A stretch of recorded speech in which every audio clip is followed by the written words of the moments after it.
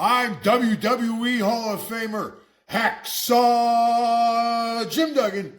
Tito Santana. This is Kurt Angle. This is Bret the Hitman Hart, and this is going out to Scott and Holly. You are listening to the Win Twice Wrestling Podcast with Scott and Holly.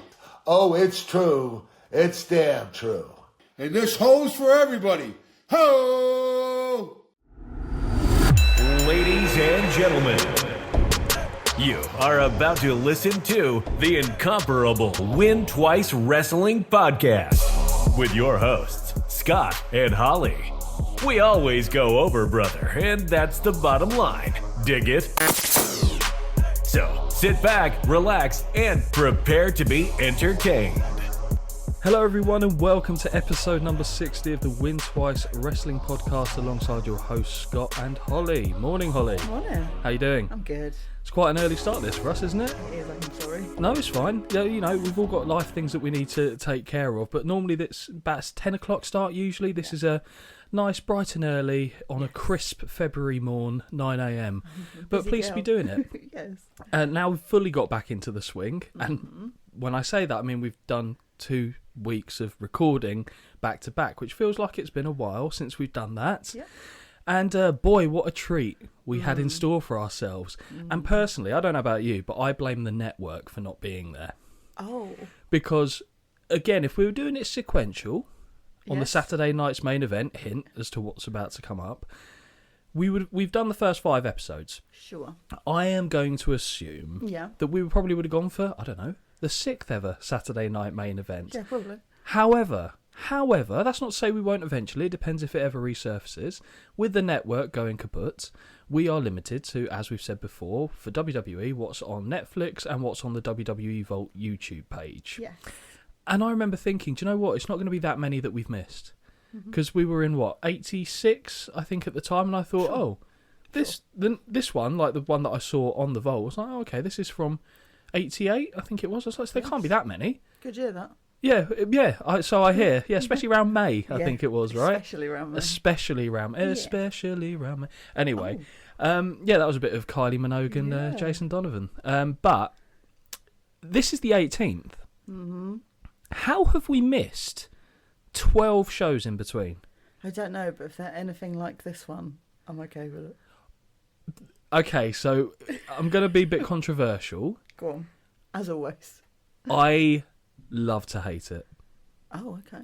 Because it's short. If this was that's 3 true. hours... That's true. If this was 3 hours, I would have tried to work out a way I could put my head in the microwave. Because Fair. There are some parts in this where... and I don't know what you thought. I guess we'll get into that because, like I said, we really haven't discussed anything bar one thing that happens on here.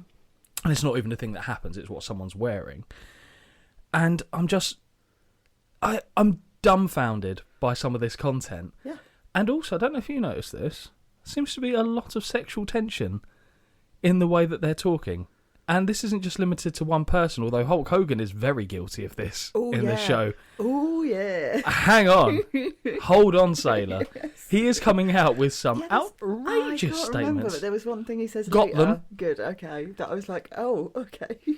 Yeah, I mean... It's not a side effects of roids, though, is it, either? I don't know, but maybe we will hear certain phrases like big boy used quite regularly. So this Saturday night's main event edition took place on the 26th, or should I say it aired on the 26th of November 1988, but it was filmed on the 16th of November 1988. The venue was the Arco Arena in Sacramento, California, and the attendance on the night was 15,900 with a TV rating of 9.4. Pretty good. And, you know... There was nothing else on the telly at this time, no? Well, they weren't, no, were they? But at the time, this is WWF in their campy... pomp, isn't it? Like everything. I think later on in the show I actually say this is pure pantomime. This is perfect 5 p.m. on a Saturday evening before Gladiators telly back in the day. I was about to say I was going to reference that in terms of for the US audience and overseas, but for anyone that's watching overseas, they've got American Gladiators, so that's the thing. They wouldn't have had Wolf though. Maybe would they? after Baywatch, this on then Gladiators. Now Baywatch. Now we're talking. Yeah. To be fair, I went and saw Gladiators when they were doing a recording, the original thing, but I had chickenpox, so I was covered in foundation and felt sick whilst my family were eating chips, and I just wanted to curl up and die a little bit. But it was good, I imagine, probably in hindsight. But yeah, no. Just imagine putting this on TV now. Imagine, obviously, they brought back Saturday night's main event. Yes. Which that we've seen a couple of them. We've reviewed one of them, and it's fine. Yeah. But imagine if they went, let's go full on. No. Could you imagine some of the characters and stuff that you'd see? Oh, I think I'd lose a lot of, respect or want to do this. Yeah. Yeah, probably. Yeah. Or like looking at the people that are there. Yeah. There's obviously like my favourites. There's some big characters there, though. And I think, though, if they started doing it like this, I'm like, oh, God. I'll tell you, like, a couple of people that would fit right in. Mr. Yeet. LA Knight is campy enough to kind of do this stuff, I think, and get away with it. Yeah, but then I don't think I'd like him in the same way. I think it would take that away. You like him in the same way. She's so coy with her wording, but we all know what she means. 1 hour and 6 minutes was the running time on this. Yes. That obviously doesn't factor in commercial breaks, which, again, and this must be obviously the way it's set up for the US market, because obviously it's shown on, NBC or MTV, whatever the case might be. And it's really choppy. Like, specifically to the end, it feels like you actually kind of forget commercials are coming, because they're relatively well staggered, and then you get, like, 4, it feels like, in the space of 5 minutes. And you're like, what? But I don't know, because it's been a while since I've been to the States, but I do feel like sometimes you get a short one where it's only 2 adverts, then it goes back. It's weird for me, like, obviously I've been a little bit, but their telly boggles me, because, you have an advert, like, 5 minutes in, then you've got a chunk in the middle where there's nothing, then you've got another one, but then when your show ends, it goes straight into the next programme. Yeah, that throws me off. On. Where's my drink break? Where's my loo break? Oh no, I'm going straight into the next one. I really thought you said lube break. Oh no. I was like, oh wow. No. It depends what you're watching on telly, I guess, isn't it? Yeah, but it's confusing. Yeah, but it's one that always. And as we got to the end of this show, I looked at the clock and it was like, okay, so there's about 8 minutes left, and a match is about to start. Yeah. And they've told me about 5 interviews are coming up. Yeah, I know. I was trying to do the math in my head. I was like, how the hell are they going to get this in? But I've got a lot of comments on one particular person in this show. You mentioned him earlier, or actually might have been off recording, to be fair. Andre. Oh, God. This man is going into business for himself on this show. He is doing what he wants to do exactly when he wants to do it, and nothing is going to stop him from doing that, whether it's in the ring or in the interview area. He is just having his way with everything. And obviously it sounds stupid. You kind of forget the size and scale of Andre the Giant, because in the world of wrestling, there's a lot of big people. But then Jesse Ventura is a big guy. Yeah. And Andre is massive next to him. And you go, oh, shit, yeah. It kind of puts it back in perspective. It does, yeah. Again, putting the cart before the horse a little bit there with what's coming up in the show. But with the era that we were in, I was actually expecting I would enjoy this show more than potentially some of the others, because I think it's fair to say the production value is on the improving, or it's starting to improve at least, where it's not completely dark and dingy in the fans. It's a little bit better lit. It's got a bit more atmosphere. And we talk about the fans a lot in the shows, and rightly so, because as we've said, they can make or break it. They were so loud throughout. And having come from just off the back of WrestleMania 18, where I remember how loud the crowd was for Hogan and Rock, which they were, almost untouchable. But for the rest of the show, they're relatively muted. Whereas these fans did not relent. And granted, it's a different time, it's a different length of show. But I didn't make enough comment of it. But I will say the fans were super behind everything, pretty much, that they were seeing. We talk about expectations. Specifically yours, you try and have none. Yes, I do. You've seen a few Saturday Night's main events. You've enjoyed more than, or you've enjoyed some bits, you've not enjoyed other bits. I have. Did you think this was going to be a similarly mixed bag of... I hoped. Yeah, you hoped. Yes. And what comes after hope? A massive fall. Which is why I always have a low expectation of life, because this is what happens. You have a little expectation and it dashes you down, and it reminds you of exactly what can happen in life. I think, again, there was nothing, as you would say, you give, and then you take away. There was nothing I took away here. You've still got the people that you know and love. Decent program. The likes of, well, yeah, fair enough. Again, just to be clear, I didn't write this, okay? I can only... No, you didn't take anybody away from me. Actually, No. you gave me back some people that I like and I haven't seen in a while. Randy Savage. Yeah. Yeah, it's been a while, hasn't it, It since we've seen has. Savage. I'm trying to think what was the last thing we actually reviewed him being on. So it would have either been WrestleMania 10 or... He wasn't on Thunder, was he? Like in a wrestling capacity. I think he might have appeared, WCW Thunder, but he also was on Oh, was Nitro. that the thing? Yeah, yeah. So he's definitely on Nitro because he was going up with Scott Norton and we'll do it now, that kind of shit. But yeah, it has been a while. Hasn't it? And I must say, Right. a little bit disappointed Okay. with one thing particularly to do with that man and the person he was with. But I've got it covered. Okay. So without further ado, Yeah. should we jump into the show opening? Oh, I'd love to. Brace yourself. So the show jumps right into the insanity as we hear the Ultimate Warrior roar in a close-up shot. It literally is a close-up of his face. He's going... I think it's called in the trade a tone setter, that. Oh. What was your initial reaction to just see a man in face paint just screaming as a close-up? Honestly, if you could have seen my face watching it, it was just dumbfounded, I think, is how I would describe it. I think, to be fair, Warrior was a bit dumbfounded in this Absolutely. speaky, talky mouth words section that he was in, because sometimes he even uses sentences. I mean, I'll be honest, I could only make out one thing that he said he was going to do. That was it. I've got one line here, and it's probably the one you've got, to be fair. Okay. But we see the Intercontinental Champion is standing in front of a digitally imposed cutout of the Warrior face paint. In the next shot is the man himself, as the man himself goes on to talk about Thanksgiving being a time of peace, but not when his championship is on the line.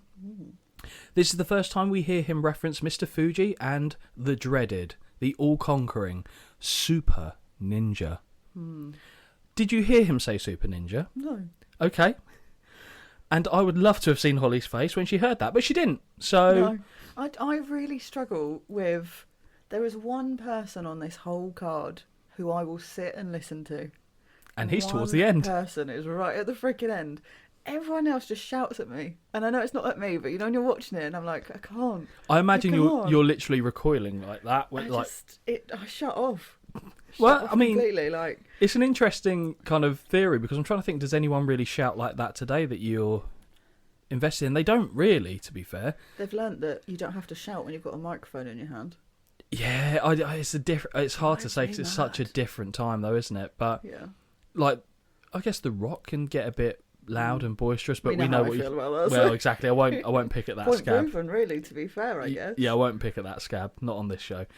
But when you did hear and find out about Super Ninja, what?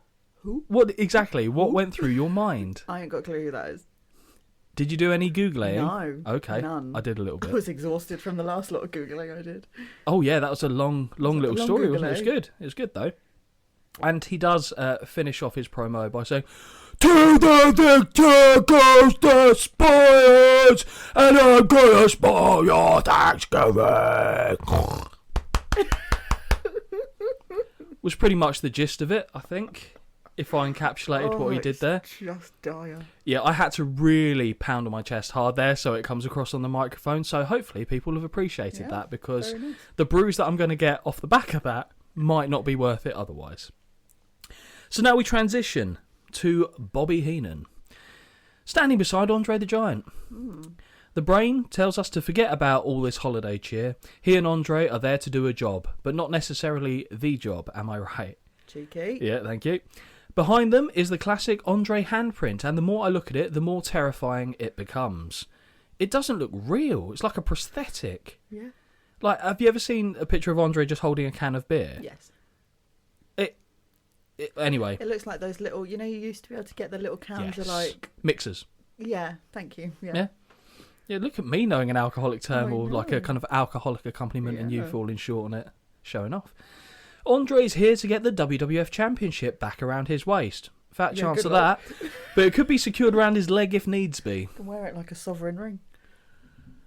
I am the champion, and I want my belt back. I want it now! Zoidberg. That's all I hear. Yes. But it's just, I can't hit the tonality for Andre because he's got a bigger voice box and capacity than I do. But it's like he's got a promo later on, which is one of the most surreal things I've ever heard. It's actually petrifying. And that it is, and I've got that as well. And that is saying something when you think Ultimate Warrior was also on the show cutting promos. Okay. This bit I like. Heenan. Fee fi fo fam, I smell defeat for the Macho Man. I'm okay with it. Okay. As Heenan signs off with that, both he and Andre laugh, and the Giant's mouth goes so wide I can see every single one of his teeth, and it doesn't look real. Oh, yeah, okay. He looks like he has over 300. Yeah. It is ridiculous, and also because obviously They're all tiny, though. Yeah, but they're not. That's the thing. They're probably normal size, but they're the only normal size thing that he's got. Because it's like gum ratio. Yeah. It's like, okay, so in the UK we've got these sweets called drumsticks or squashies. Like, so if you think about the pink and white ratio, that's kind of like the sweet spot. You want to see a bit of gum, you want to see a bit like teeth, but he is all pink and no white, isn't he? Well, Or no yellow, white anyway, yellow, yeah, fair enough. But different time, different. Maybe they hadn't invented the toothbrush in the 1980s. I think they had. I'm pretty confident they had. Sure. And to be fair, Andre has about 300, so he probably breaks a toothbrush by the time he finishes going through the first 100 teeth. Bless his little cottons. Anyway, back to the task at hand. Now we head to an already very sweaty Randy Savage stood beside the always concerned Miss Elizabeth. Isn't she always concerned? Yeah. She's ready for something to kick off, and she's Yes, like... that look on her face. It's like a cat on a hot tin roof. She's kind of like jittery. She's moving all the time. She doesn't know it's going to kick off. Yeah. Something's going to kick off, and she doesn't know what it is. Of course. And based on Macho Man, probably him. Probably him. Standard. And he starts with a, "Ooh, yeah, tonight's the night. Dig it." Savage then does a good job of selling just how much of a threat Andre is for the title, and I mean that genuinely. Yeah. I particularly enjoyed him being referred to as over 500 pounds of pure wrestling terror. Sure. Word for word what Savage said. The logo superimposed in the background for Savage is his sunglasses, which he himself appears within. Only fitting, as of course he's wearing a pair inside, as is customary. Thoughts, Holly? Mm-hmm. Okay with it? Yep. Is it because they're ludicrous? If they're normal sunglasses, they don't work? No. Because we've had this conversation about Brett, haven't we? So, Yes. Brett's wearing the pink shades. Yes. Works. Yes, it does. Brett's wearing the little kind of Matrix glasses, like Lawrence Fishburne. No, I don't like this. Is it Lawrence Fishburne? It is, isn't it? Yeah. Yeah. No, No. Agreed. absolutely not. Okay. Which is why Jess gets away with it, because he's got like the, what's the character's name? Ooh. Dame Edna. Yeah, sure. Yeah. So again, for non-US fans, look up Dame Edna, because I'm pretty sure Jess owns that entire collection of sunglasses. Yeah, fair. Oh, okay, right. Okay, we're not quite there, but I've just seen my upcoming notes. Savage says the battle will be like David and Goliath, and we all know how that story unfolded. The next thing I see on camera had me burst out loud with laughter as the $1 Million Man is standing with Virgil behind him, but not in a suit. Holly, please explain to the audience what this goof is wearing. Is this the sparkles, the green? Yeah. No, that was when he was wearing a suit. Yeah. Here he wasn't wearing the suit. Oh, hang on. Maybe it's in my other notes. I don't think it made it to the outfit category. Okay. That's for damn sure. Well, it was one of the most shocking things I've ever seen. Sparkly green suit. Is That comes later. He's interviewed in that later. But here, he's wearing the white undershirt bit. Shit, he is, isn't which he? clearly isn't a shirt. It's like a bib with a little bow tie or dicky bow on it.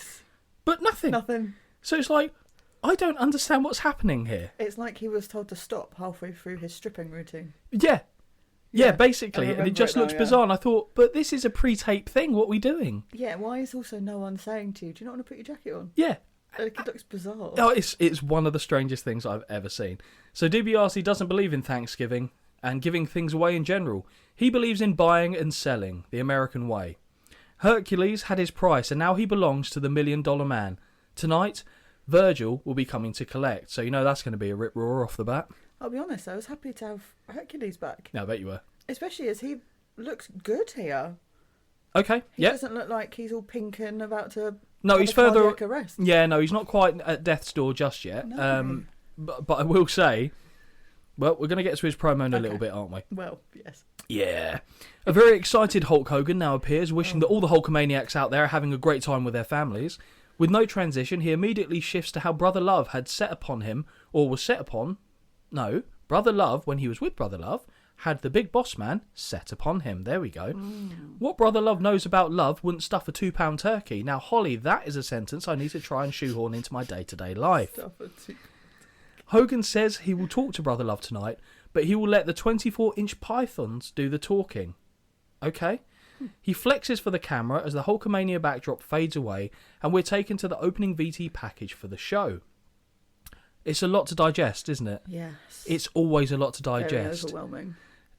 And it's weirdly, it's this kind of stuff that takes me the longest to actually do my notes for. Okay.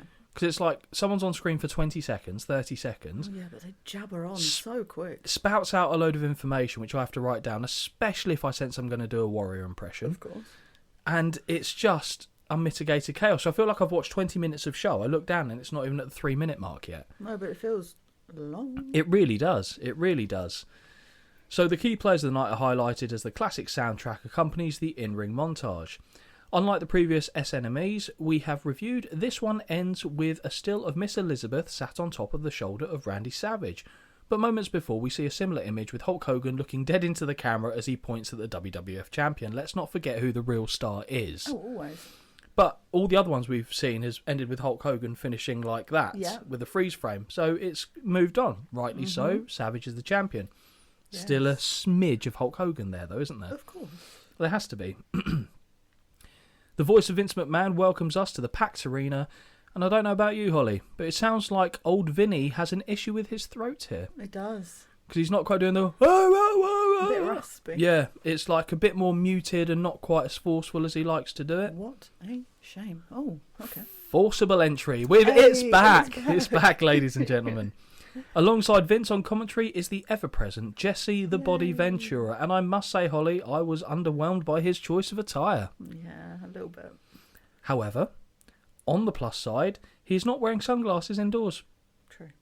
Actually, now that I think about it, sunglasses might be what he's missing here alongside the feather boas. And the dangly earrings. How would you describe what he's wearing here? If it was like kind of So, cowboy, but not the cowboy, leather, Crocodile Dundee. leather jacket with the fringing, Yeah, and then a tie-dye t-shirt. yeah, which just, And no. then it's not a cowboy hat, but it's like a... Well, that's why I said Crocodile black- Dundee. Yeah, it's kind of like a Western style. Yeah, it's not Stetson. I can't think of the name to for be it. fair, this is low-key Jesse, isn't it? Yeah, but- This is his, to me, this is what he goes out to... Churchin. shops. He pops down to Whole Foods in this sort of Yeah. outfit. Yeah, just to go under the radar so no one spots him. Absolutely. But every time I see him get interviewed and stuff, when he's not, even when he did the cameo for us, he couldn't be more dressed like a normal person. And I'm like, Absolutely. well, but Business casual. yeah, I guess. I mean, that's what his hair was doing for a lot of the time, to be fair, wasn't it? Bless him. Oh, bring him back. Oh, they did. So it's fine. You're welcome, society. Jesse says that being in California, the home of movies, he's best placed to run the show today and introduces himself as being alongside Vince. What's his name? I really love Jesse putting Vince in line. Yeah. Really good. And there's very few people that Vince kind of can't Kind of verbally. lets him do it, doesn't he? Yeah. Yeah, because he can't outwit Jess. Nope. Because if he could, he would. And he tries every now and then. But really, Jess has always got that. He's got the bolo punch waiting for any yeah. moment to just, not a literal punch, Yep. but a verbal evisceration of Vince at a drop of a hat. So that's always good. McMahon sends us backstage where we hear the voice of Mean Gene as the camera is zoomed into the face of what I'm going to assume here is the Super Ninja. Were you terrified? Oh, it's just stupid. The mask actually wasn't too bad, I must say. But I've got a story. Brief story. Oh, okay. Holly, do you know who played the role of Super Ninja in the WWF? No. Surprising. Well, the answer to that is Rip Oliver, although I expect that won't have helped you much. Rip was a perennial jobber in the WWF, but had a notable run in World Class where he was managed by Jim Cornette, and was involved in an angle where he broke Mike Von Erich's arm. This in turn led to their big blow-off match at Texas Stadium. But yeah, pretty much as far as WWF was concerned, no. So it was just, this is the bloke, you're about the right size what we're looking for, we're going to put you under this mask, go out there. Spoiler alert, not to win. Yeah. I would like to see the Super Ninja win-loss record in the WWE record books. I think that would be a very one-sided affair. But on the plus side, we got Mr. Fuji. Mm-hmm. Now, Mr. Fuji, I think, will always reserve a special spot in your heart from the, was it WrestleMania 4, 15K? Which he ran in a full suit. Oh. And had a remarkable time. Amazing. All things considering. No, he didn't. Considering he ran it in like dress shoes. Yeah, Lord Al was cheering him along the entire way. It's all right, he'll come back at some point, don't worry. Mr. Fuji is chuckling as Gene asks him where he found the world-class athlete, and let me tell you, I was very excited to hear what the response would be. Fuji, who it should be noted is dressed like Oddjob, but is sticking with the eye paint of the Powers of Pain, begins to slowly talk about the key to victory before asking, do you remember Pearl Harbor? That is in case anybody watching forgot he was Japanese. Just in case. He was like, let's set this down. Like, it's so funny because at the time, you wouldn't have thought anything of it. But you look at it now and you go, my God, they were really, like, every type of stereotype they could hit on some of this stuff. Oh, we get some later as well. But this was just out of nowhere. Do you remember Pearl Harbor? What's that got to do with the question? And what? Do you remember Big Trouble in Little China? That's got as much relevance here. And yes, I know that's a different country, but still, like, it bears no relevance. He was very good at giving political answers, though. Never a straight answer to a question. Super Ninja was trained for 7 years in secrecy in 7 continents, learning the 7 arts. Gene asks what the 7 arts are, but is immediately shut down by Fuji, who declares it was a foolish question from a foolish man. Basically, I don't have enough bullshit in my arsenal to make up these 7 arts, which I think Gene fully knew. I know he wanted to see what Mr. Fuji was going to say in response. Gene now references the game plan against Warrior, to which Fuji responds by saying, pain is silent, only the screams can be heard. It's an interesting game plan. Having watched Man United for quite a few years now, that pretty much sums up my experience. But that concludes pretty much one of the oddest interviews I've heard in some time. Yes, agreed. Can the Super Ninja answer the ultimate question? That is what is posed to us here. Did you? So because we're about to go into the match, not quite yet. In fact, oh my God, not nearly yet at all. Did you think Super Ninja had a chance to be the new Intercontinental Champion? Be honest. No. Oh. But he had a mask. Honestly, ridiculous. Well, okay. I mean, be like that, I guess. Did you? Yeah, made him the favourite. Yeah, because Warrior's a bit ditzy, so I Yeah. thought he might somehow pin himself. That's why I like him. Yeah, he's just a... I can draw a parallel. He's in the permanent Holly Hayes. Overexcitable, just Overstimulated. golden retriever energy. That's yeah, it. pretty Like, much, yeah. As we're taken back into the arena, we see Mr. Fuji and Super Ninja make their way to the ring with a shower of boos greeting them. Vince takes the opportunity to run down what we'll see on the card, which will have angered Holly, assuming she was even listening, actually. I was. Okay. Livid. Before we see the Intercontinental Champion make his way to the ring, we return to Mean Gene, who's standing beside him in the interview area. This time, instead of a glitzy pink curtain forming the backdrop, it is white. Or not quite white, silvery. Yeah. Warrior is walking around already shaking like a shitting dog. Gene asks Warrior what it is like to go into the ring against someone you have never before seen. Sorry, that's so good. Well, he is. He's constantly on edge. He is. He's jittery. Warrior is growling through most of the question until he bursts into shouting, "There is no face of war that I have not looked upon." He must constantly have had a sore throat.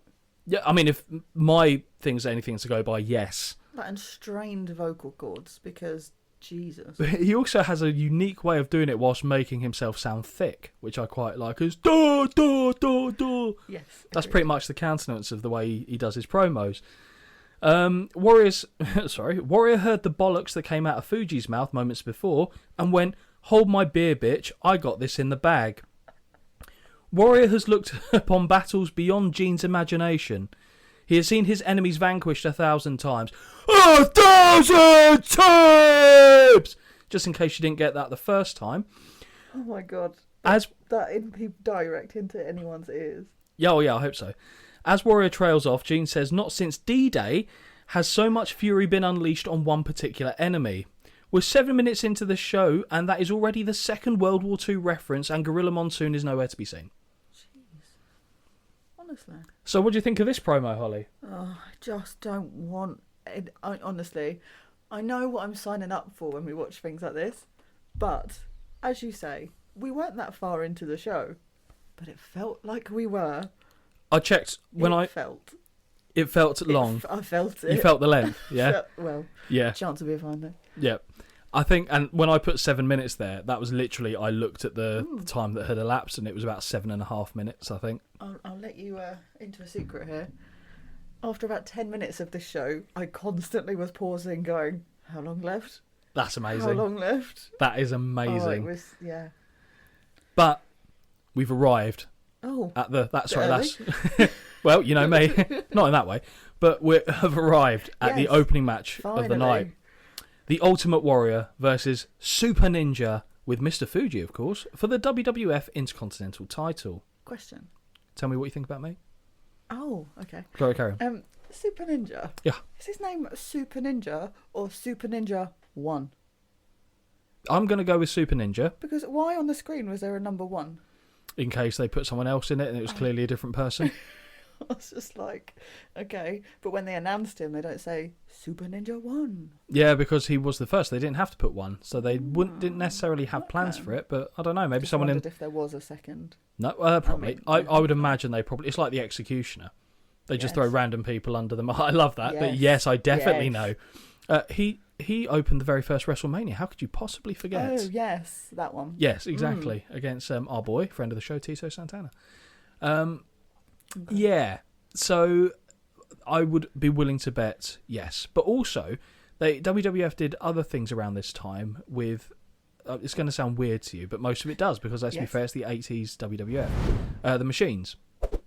So there was like Super Machine, and then they had like all these various... And they were all under mask, but they were all mainstay WWF persons. And then Oh, I see. they did something in Japan with it as well, and they had Giant Machine. Guess who was that? Andre? Correct, Andre the Giant in a mask. And they were talking about that when they're being interviewed as the machines, they're asking where they trained in Japan, and Andre is still doing the voice, and you're like, oh yeah, is that that's Nagoya, isn't it? That accent, yeah. It was ridiculous. So Oh, I see. Okay. it's not quite the same thing, but it's something that I don't know when we'll ever get the chance to see that. But I'm all, I'm happy to bite that bullet, as it were, and have that put before us. Watch Andre wrestle in a mask Okay. and pretend it's not Andre, which I'll do the whole time. Of course. I'll do it like it's an entirely separate person. Yeah, okay. Oh, he does a lot of resting his arse on them, I noticed, in this match. It's weird. Does he just put his hands willingly in between the ropes and just sit there for a minute? Oh, we didn't actually quite see. Yes, we did. Yes, we did. Yes, come on. Because we nearly didn't, and then we did. We didn't see it until we saw it, basically. So, back to the match at hand. Warrior now sprints his way to the ring, and Jess takes the opportunity to remind us that he refers to him as the Ultimate Maniac, as he's not playing with a full deck of cards. Harsh but fair. Excellent analysis by the body there. As Warrior is shaking the ropes and reaching up towards the heavens, Vince asks Jess what he knows about Super Ninja. Ventura responds by saying only what Mr. Fuji has told us, so Vince challenges him, saying, I thought you knew everything and everything. I thought you knew everything about everything in the WWF. Jess says, well, I certainly know more than you, McMahon. Very nice. Yep, good, fine. He didn't need any backing evidence for that one. No. With Warrior in the ring, maybe he was talking about Hogan's, or he was thinking about the Union idea. He's like, oh, I know things you don't. And Hogan's like, what, brother? Yeah. It's all right, he comes later, don't worry. With Warrior in the ring, Super Ninja sets upon him with a chop and some right hands, but the champ looks upon him like an irritating fly, and after the Super Ninja chop, as it's called, which appears to be a double Mongolian chop, Warrior begins beating on his chest. Ninja looks concerned but throws a kick that manages to wipe out his standing leg, but Warrior still catches it, and they have this wonderfully awkward moment where Ninja is mid-fall but being held off the canvas by the champion, and he's like, oh, my knee, let go, please let go, and Warrior's just holding on to his boot, still shaking. Warrior finally removes the title belt, which he hadn't, obviously, up to this point, as they circle and catches a second kick that he then flips the Ninja onto his neck. Yeah. Holly, I thought the first one looked bad. Yes. It was just the angle he went, this isn't going to end well. Makes me so nervous. This goes back to the point about Warrior. I mean, I know. Granted, I assume that, Super Ninja had a little part to play in how he landed in that, because he kind of threw himself a bit more, but I don't know if he was trying to go all the way over, but it did not look good at all. Ninja hits the ropes and Warrior leap. This is the weirdest Ninja this, Warrior that. Is just... It's good, isn't it? It's mental. It's like I'm reading, some sort of kid's cartoon out loud, which I feel like I am. If we hadn't watched it and you were just reading it out, in my head, I've got a Power Ranger versus Conan the Barbarian type. Literally that. Yeah. Literally that, yeah. Oh dear, now that's all I can see. I've seen the match, and now that's all I'm going to see. So sorry. In the memories that I've got of it now, like which the is... Red Power Ranger. Not red. What would you not do? There's a black Power Ranger, wasn't there? And he was wearing black. Yeah. In my head, it's although, the red one, who's the blue okay. glasses in it? Oh. Well, no, Who's the like... clever one? Yeah, well, true. I like Donatello, not from Power Rangers, to be clear. Yeah. Do I mean Donatello? Yeah, he's the purple one, isn't he? From... No, I don't know. Yeah, you do. You pretend you don't. Turtles. Turtles? Yeah. He was the purple one, wasn't he? I honestly couldn't tell you. Okay, fair enough. He was my favourite, and he was the nerdy one. So maybe, where's the love for the Blue Ranger, is what I'm saying. But I just meant because he's, I don't know. We'll leave it there, because I feel like I'm about to incriminate myself, so I'll leave it. Oh my God, where are we? Even in this match. Okay, here we go. Yes, Ninja hits the ropes and Warrior leapfrogs. Never seen him do that. No. That was a surprise. You did. Messy botch of a clothesline is ducked by the champion, who then scores with a big boot that sends Super Ninja to the floor. The camera goes to Mr. Fuji, and he calls, "Hey, what's going on?" And I'd like to know that myself. He does, doesn't he? Yeah. Oh, that was great. On the outside, Warrior presses Ninja above his head and clumsily deposits him back into the ring. He tries to go between the second and top rope, but it doesn't end up being the case. Face first into the buckles goes the Ninja, and now in the opposite corner too. Whip sees Ninja run into a back elbow that puts him on the floor, as Vince says comparing Ultimate Warrior's body now to prime Jesse Ventura is like comparing ice cream and horse manure. Him trying to punch back.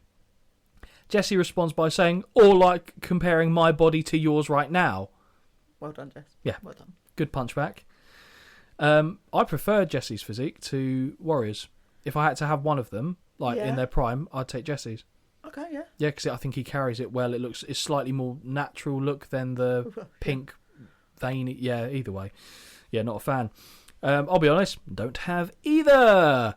It's like comparing ice cream. There we go. Big right hand from Warrior lands, and he whips the masked man into a big clothesline. The crowd are getting raucous, dare I say, as Warrior signals that the end could be near. Oh, good. Not of the show, Holly. We still got time. Ninja is pressed high into the air and dropped face first onto the canvas. Off the ropes goes Warrior twice, and he connects with the splash, which I'm not going to call back splash because it sounds gross.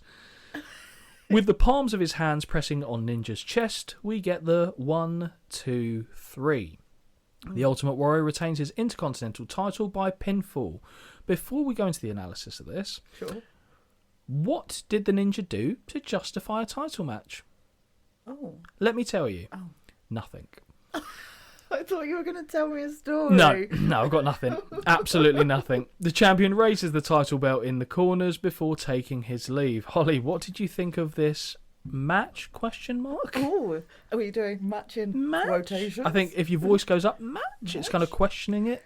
0.5. Wow, you were generous. I was. And Leapfrog. The 0.5 was for the leapfrog.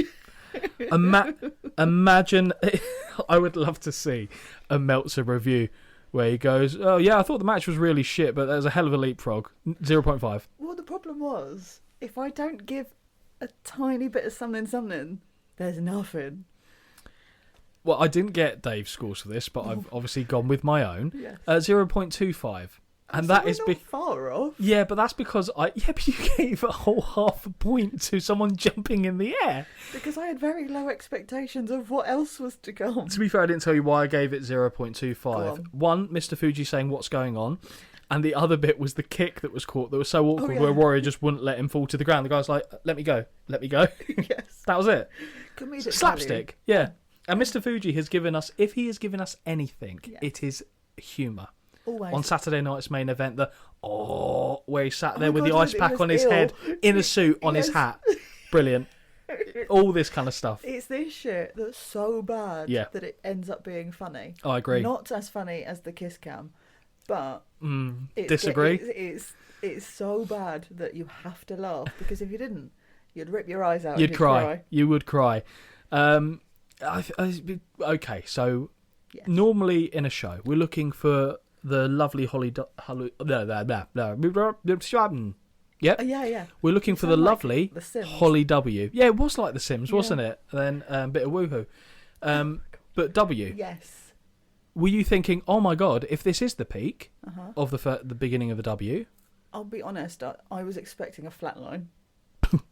do not Yeah. resuscitate type stuff? I was expecting a flatline. Yeah, because normally they start with something a little bit more, Well, you'd hope. like you'd expect, I don't know, the Bulldogs to have a match against the Yeah. Heart Foundation or something like that. Oh, Yeah. Yeah, give us something like that. Oh. They nearly tried something like that later on in the show, Actually, yes. and Yes. again, we will Get get there. there. We will get there. But this was not the strong start we had hoped for. No. I'll be honest, I knew that wasn't going to be the case when I heard it was the Ultimate Warrior against the Super fucking Ninja. Oh, is that his other name? Yeah, that's it. That's in his weekend. Super fucking name. Super fucking Ninja, you slag. Is that Jason Statham? He's in done there by. as well? No, Jason Statham's a bit back here. No, that's more Danny Dyer who I Oh, did okay. that. Piss him with butter. Yeah. Talking about crumpets, just to be clear. Mm-hmm. Now we go for a bit of a WWF flashback. I feel like we're all over the shop on this one, and that's absolutely fine. With that piece of business in the books, we are now taken back to the footage from the night Ted DiBiase bought Hercules from Bobby Heenan to be his new, and I quote, slave. Honestly. Hercules is less than pleased at hearing this. Heenan says not to worry about it, as he says, que sera, sera, whatever will be, will be. The future is not ours to see, but the show will be shit. So Hercules is there, just standing there playing with his chain, and is sold. And I thought, well, at least he's got the chains. Oh. If you no, come on, like he's got the gear for it, hasn't he? But also, what did he think he was up there for? Oh. Sorry, I hadn't thought about that. Yeah, and he looks Funnily completely. enough, I hadn't thought about He it. looks completely dumbfounded. Well, come on. Yeah. Also, we talk about the chain. Hercules has. I actually quite like. He's tried to give the chain a backstory Yes. later Yes. on, and I don't mind it. But then I then rip into it a little bit, if I'm honest. Okay. But I think you're nodding, so I feel like you recall Yeah. the same thing. I've got a little comment about his chain later. Yeah, but the way they're so freely throwing away around the Uh-huh. term slave is Yeah, like, no, oh dear. I'm not a fan. And especially, like I said, not to be that woke guy, because I'm really not. But with Virgil standing there in the background, I'm just like, oh, it's not quite okay. But again, I said it, as a kid, if I watched that, I would have thought nothing of it. Yeah. That's not to say, oh, wouldn't read you're a into it, would you? racist Like, kid. No, you no. wouldn't. You just think, oh, that's the story they're Yeah. doing. But now with the way that fucking society is, you have to overanalyze everything. And that's kind of programmed in my head now to go, oh, don't do that. But it's happened. It's been and gone. Yeah. But yeah, so basically, summary, Hercules equals slave is what we're going for on this one now. Hercules is less than pleased at hearing this. Heenan says the party is over and leaves the stage, or goes to, until he's prevented by Hercules, who grabs him by the throat. As his back is turned, DiBiase cracks Hercules over the head with a briefcase full of money. Why? He's not attacking him. Yeah, I don't. Just let him do whatever. This whole thing irritates me more than I thought it would. What about it specifically irritates you then? We know that I don't like. DiBiase. Yeah, really don't. Good heel? Yes, because I really don't like him. But everything he's involved in just irritates me. The thing is, as well, he's not a bad wrestler. When he's actually allowed to wrestle, he's actually very good. Just winds me up. He's dragged into so much of this bollocks. Honestly. But there are some good moments, right? When he was challenging people in the crowd to do stuff, and then he would make sure they fail, and then doesn't give them the money. Like he had the little kid come up, bouncing the basketball, and he gets just to 9, and then he kicks the ball away. I think it might have even been Virgil that kicked it away, but either way, that stuff, funny. I mean, the kid, poor kid, 'cause he doesn't know. This dross, It's yeah. I mean, we have not seen the highlight reel of Ted DiBiase, to be fair. But anyway, maybe we will. Maybe we'll see something. Yeah. That's what I look forward to in this like journey as we go through the shows. Not specifically Ted DiBiase, right. but anyone who you've gone for, like your Jimmy Harts, your Bill Alfonsos. There's never going to be a day. I can tell you now, there is never going to be a day when I watch anything that man is in. I'm going to go, I'm really glad he was there. There's never going to be a show that we watch that he's not in at this rate. I know. Well, I mean, we kind of expect it with Saturday night's main event. The TNA one, I'll be honest, that I nearly pissed myself laughing when I saw he was in that, because I completely didn't remember that. But yeah, to see, because there will be some, and I think it'll be more wrestlers than managers, because the managers kind of playing the same shtick. So Jimmy Hart is very much cast in that role from here until eternity. But yeah, just something, and you go, oh, actually, because I remember early doors. You've kind of you don't love Heenan like I do. That's fine, but you've warmed to him more than originally. But then some people you immediately just click with, like Al Hayes, like the secret weapon of WrestleMania, like Jesse Ventura, straight away. Yeah. I think even Gorilla Monsoon you were pretty much on board with right off the bat as well. But yeah, like I said, just seeing these people that I'll have to make a list of the ones you don't like and try and think of some things that they've done that are enjoyable, and then work backwards from there, and without telling you why I've picked something, just see if that, because if I tell you I'm doing it to try and change your opinion, don't want to break it to you, but you can be a little bit of a stubborn cow at times. Oh, I'm stubborn? I'm awful. Surely not. I think we're pretty much evenly. I'm a Taurus after all. You're a Taurus. Oh, here we go. Apparently a thing. Just a stubborn bitch, I'll be honest. Speaking of star signs, did I ever tell you the time that Em was looking something up? Yes. That was so my wife, I can't remember where we were, I think it was on holiday. Bit of a segue here, but I think a funny story. And Em saw something to do with star signs, and it showed on there what was compatible, which star signs were compatible, effectively. Just FYI, my humble opinion is a crock of shit. Yeah, well, yeah. But, I mean, if you believe in the star sign thing anyway, I don't know what to tell you. Yeah. So, because then, like, they go, oh, you're going to be happy one day this week. Okay. And you go, okay, thanks. Oh, that's insightful. Am I? Yeah, and you will see 2 people walking at the same time. Oh, my God, I did. But yeah, so she had a look, and I know it's December, so that's Sagittarius or something? I don't know. But either way, my star sign and her star sign weren't compatible. She went, right, what are you compatible with? And then she looked, and straight away, because I know when your birthday was, and it said our star signs were compatible. And she went, no! And she was a proper little sport child, arms folded. She was like, right, who am I compatible with? And they was like looking through that. It was funny. It was very funny. But yeah, I'm interested to see, to the point I was originally making. Yes. Who you will change your opinion on. Okay. I didn't, like I said, for example, Hercules, I didn't think you'd give a shit about. Yeah, I don't really understand that one either. Well, I can tell you why. Oh, okay. It's because you first saw him and you went, hello. Hello, sailor.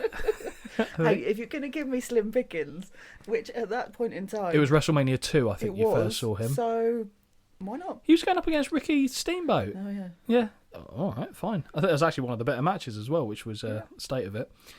Okay.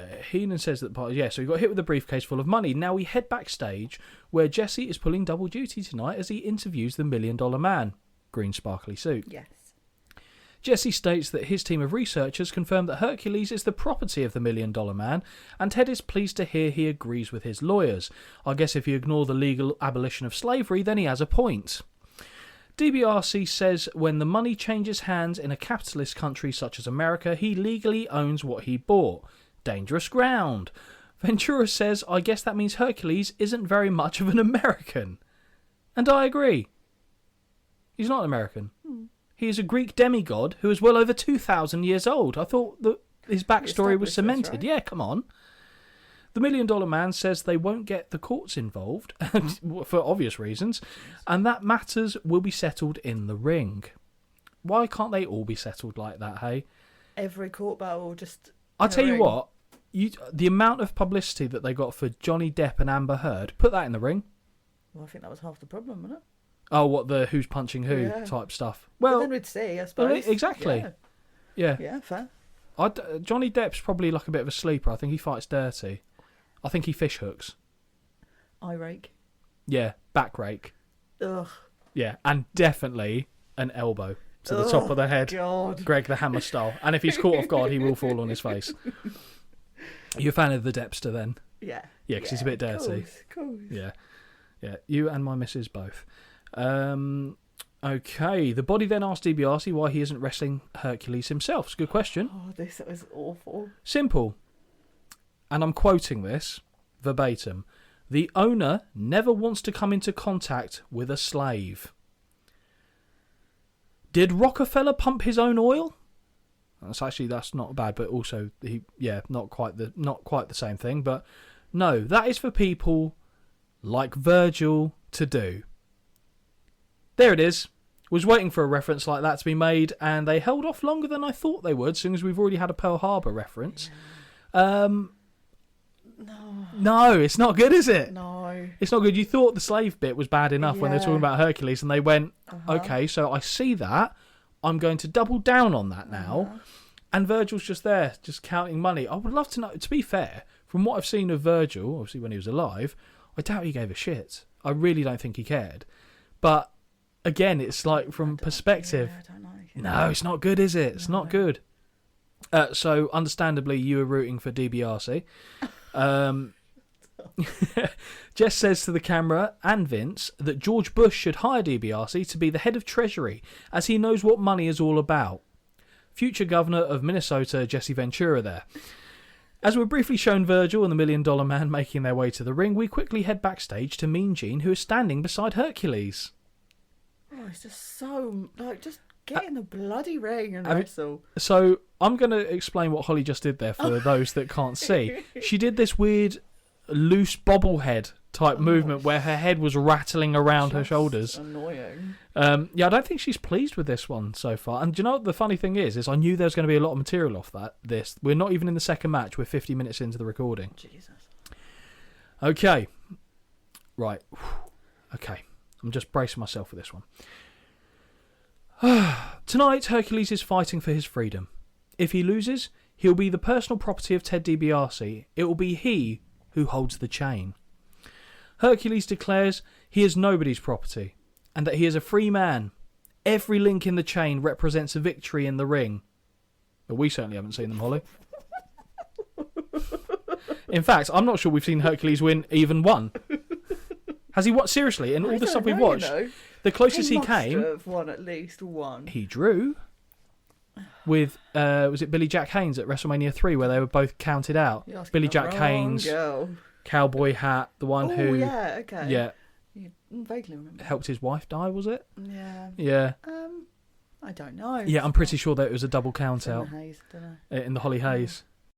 The chain will get longer tonight, Cheeky. Ooh. And he once again utters he is a free man before walking out of shot. He's not a good promo. Nope. He is not a good promo. Nope. He's kind of half screaming, but like I feel like once he's hit his 2 points or 2 lines that he's like buried into his into his head, he then completely loses his way with it. Yeah. And just like the walking off, I don't even know if that's supposed to happen, but he's just like, I have got nothing else to say now, bye. Yeah. Swinging his chain round. And then he walks off. But it's now time for the second match. Yay. Virgil with Ted DiBiase versus Hercules. Did you have high hopes? None. No? None? No, cool. As Hercules marches his way down to the ring, pointing like he's Hulk fucking Hogan, he actually does receive a decent reaction. He does. In the ring, he removes the chain and threatens to strike Virgil with it until referee Joe Morella steps in between. With Hercules still jaw-jacking, Vince does a quick promo of what is still to come as the camera is zoomed out from the rafters and we head to a commercial break. Fuck you, Hercules, I guess. When we return, the bell has sounded as both Virgil and DiBiase throw punches at Hercules. Apparently, this is not enough for an instant disqualification. No. Yeah. Morella is counting to 5. Good to know, though. Like, you can just interfere. As long as it's under 5 seconds, just walk out. Fair enough, okay. Remarkable scenes here. Double team clothesline is ducked by Hercules off a whip, and he turns around instead to level both assailants with clotheslines of his own. Series of stiff jabs lands on Deebs, whose stripper shirt has come off, looking more like a bib now, and the final punch sends him flying out of the ring, which he sells like an absolute hero. Good. Virgil attacks from behind with forearms, but his whip is reversed, and he's sent skywards with a back body drop. Big clothesline sends Virgil flying over the top rope to the outside. Deebs looks to help Virgil, but scampers away as Hercules approaches, and the chase is on. DiBiase slides into the ring, and Virgil looks to capitalise with a clothesline, but instead eats another back body drop, kind of. Jabs by Hercules, and he follows up with a back elbow off a whip. Elbow drop lands harder than intended, and I think Hercules actually kind of apologises for how he landed on Virgil there, because it was a bit meaty. And now he scores with mounted right hands. Up onto the apron goes DiBiase, who causes Hercules to charge over, but he drops down in the nick of time. Mm-hmm. Virgil tries to fire back, but to little effect as Hercules blocks and begins throwing hands himself. Whip results in Virgil eating a punch to the gut, and a big knee lift comes in short order. Clothesline by Hercules lands, as does the second, and this is all one-way traffic. Big right from Herc scores, but he finds Virgil's fingers buried in his eyes a moment later. Oh, God. Virgil lands some unappealing forearms, but finds his... I don't know how else to call them, to be honest. They were just not good. But finds his awkward whip reversed, and he again gets levelled with a clothesline.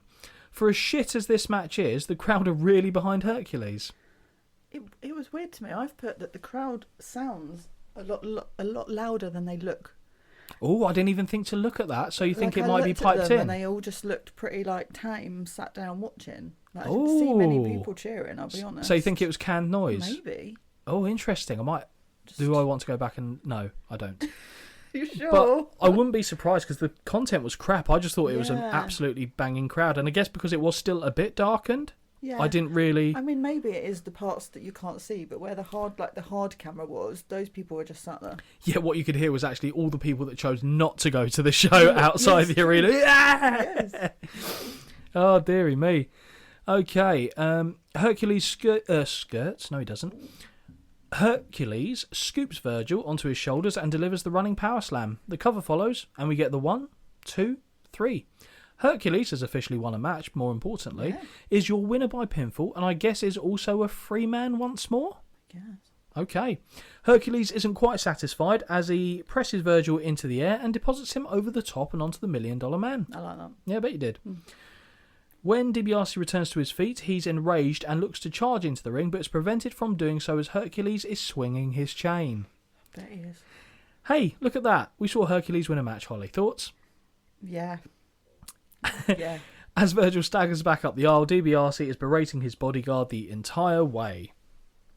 Give me your detailed breakdown and what you scored this, please. Now, the score is generous, but I feel like that's because the one before it, I gave it 0.5. Okay. Oh my God, what are you about to say? 0.75.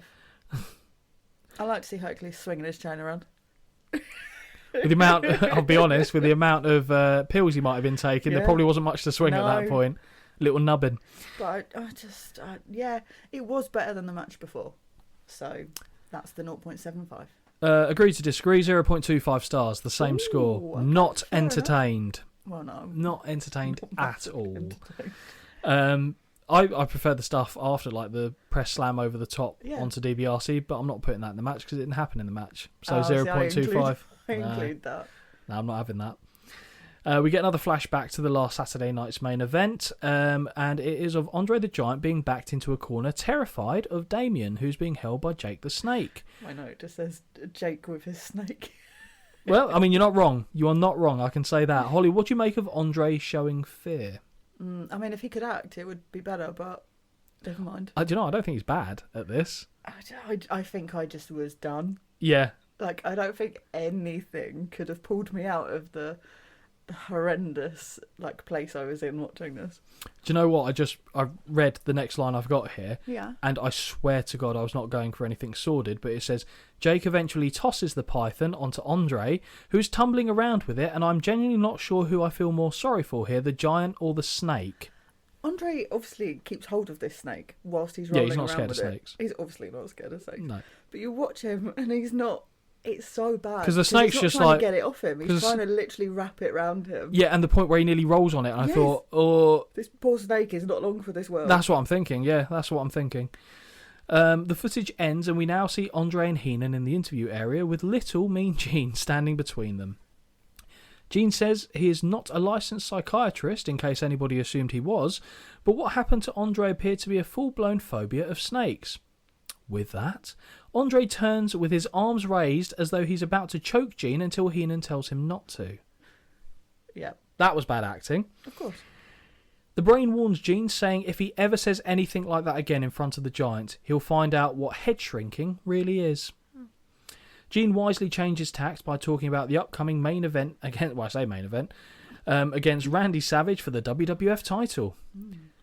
I am the champion, roars Andre, and then we get an awkward cut to Heenan, who says everybody knows Andre is the champion, but then calls out acting WWF President Jack Tunney and his cohorts for ripping the Giant off. Gene says it will not be an easy task, and whilst Heenan concedes that Savage has momentum, he poses what will happen to said momentum when it runs directly into a wall. A giant wall. Good. Mean Gene sends it back to Vince, but Jesse is having none of it, saying California is where he plays the lead. Ventura finishes hyping up Andre's physical statistics and then says, "There, now you can talk," to Vince, which, again, tremendous. Yeah. Vince thanks Jess before sending it back to Mean Gene, Honestly. who has now stood with the WWF champion and the lovely Miss Elizabeth. Now, Holly, this is a new one. For the first time in a long time, Savage and Liz are not colour coordinated. Yes, I know. Did this upset you? No. It upset me. Did it? I was used to it. I was expecting it, so I went, oh, she's wearing that, so he's wearing... Oh, okay. No, it didn't bother me. I'll be No. honest. She's a pretty girl, isn't she? Yeah. Liz, bless her. Yes, sir. What could have been? Where are we on my notes? Sends it back to Elizabeth. Okay. Gene says he hopes Elizabeth has had a lovely Thanksgiving, and she returns the sentiment before the conversation shifts to the upcoming match. Mean Gene asks Savage why he's risking it all to take on the Giant, but last time I checked, it wasn't Randy Savage that was booking the company, it was George Scott and Vince McMahon. Savage begins building up the threat that Andre possesses again, but says that if his partner in the Mega Powers, Hulk Hogan, can beat the Giant and be a great champion, then he can do the same thing. Mean Gene is quick to point out Heenan being at ringside, and Savage refers to the Brain as the two-legged snake, and is surprised that Andre isn't afraid of him too. Very good. Yeah. He then turns to Miss Elizabeth and asks her, "Isn't that funny?" Laugh. Yeah. Laugh. So she pretends to laugh. Now he says, the talking is done and it's time to go and beat the Giant. Okay. Okay, well, I don't know, rather not actually, but this isn't even the dirty part of the show, that is Nope. yet to come. So the match, Yep. we've got Macho Man Randy Savage with Miss Elizabeth versus Andre the Giant with Bobby the Brain Heenan for the WWF title. What were your expectations here? Low. Anything that Andre is in, I have minimal. It's just annoying because obviously I really like Savage, and then I put him in this match, and I just, what? And we're very much past the peak of Andre. Yeah. Like, Andre's peak is, well, what are we saying? Early 80s, very late 70s, and this is, what, 10 years beyond that, potentially? I obviously expected Savage to be doing 95% of the work here. He tries. He does indeed, but he gets, I feel like, what is the term they use when someone just kind of... Sandbagged. Thank you. It just, yeah. It's something that I probably should have looked into in more detail, and I have a feeling, and I could be wrong, that Andre and Savage weren't always on the best of terms. I don't think that was forever, but I feel like I heard that or, read that somewhere that was the case.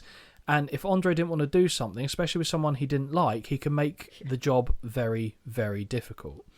There's a scene actually from just before the first WrestleMania. So I think I might have mentioned part of this to you at the time, but Andre did not like Big John Studd. Oh, yeah. Did not like him at all because Big John Studd came in saying, "I'm the real Giant." And Andre's like, no, that's my thing. And Andre had specifically told John Studd, do not go over the top rope. Oh, yes. And John Studd carried on doing it. Big problem. To the point where Andre is effectively the reason John Studd left the WWF. Yeah, he was like, I'm not going out there with him anymore. Because why would you? Because Andre would be terrifying. Because there's very little you can do to stop him doing whatever he wants. Fair. And there's in the build up to the first WrestleMania, Vince had this kind of like talk show kind of setup. You might have seen some footage where he's behind the desk like it's, Jimmy Fallon or something like that. And Andre is one of the guests. And Lord Al was actually with Vince for this. And they were talking about how John Studd was putting up the £10,000 for the body slam challenge. And they're like, Andre, what are you putting up for it? And Andre's like, I don't have to put anything up for it. And the interaction between Vince and Andre is, you can feel Vince trying to get Andre to say something that he's meant to say that Andre is just not going to say. And Vince thinks of about 10 different ways to try and coax it out of him. Yeah. And Andre's not having it. And basically they wanted to say Andre put his career on the line. I see. Andre didn't want to say that.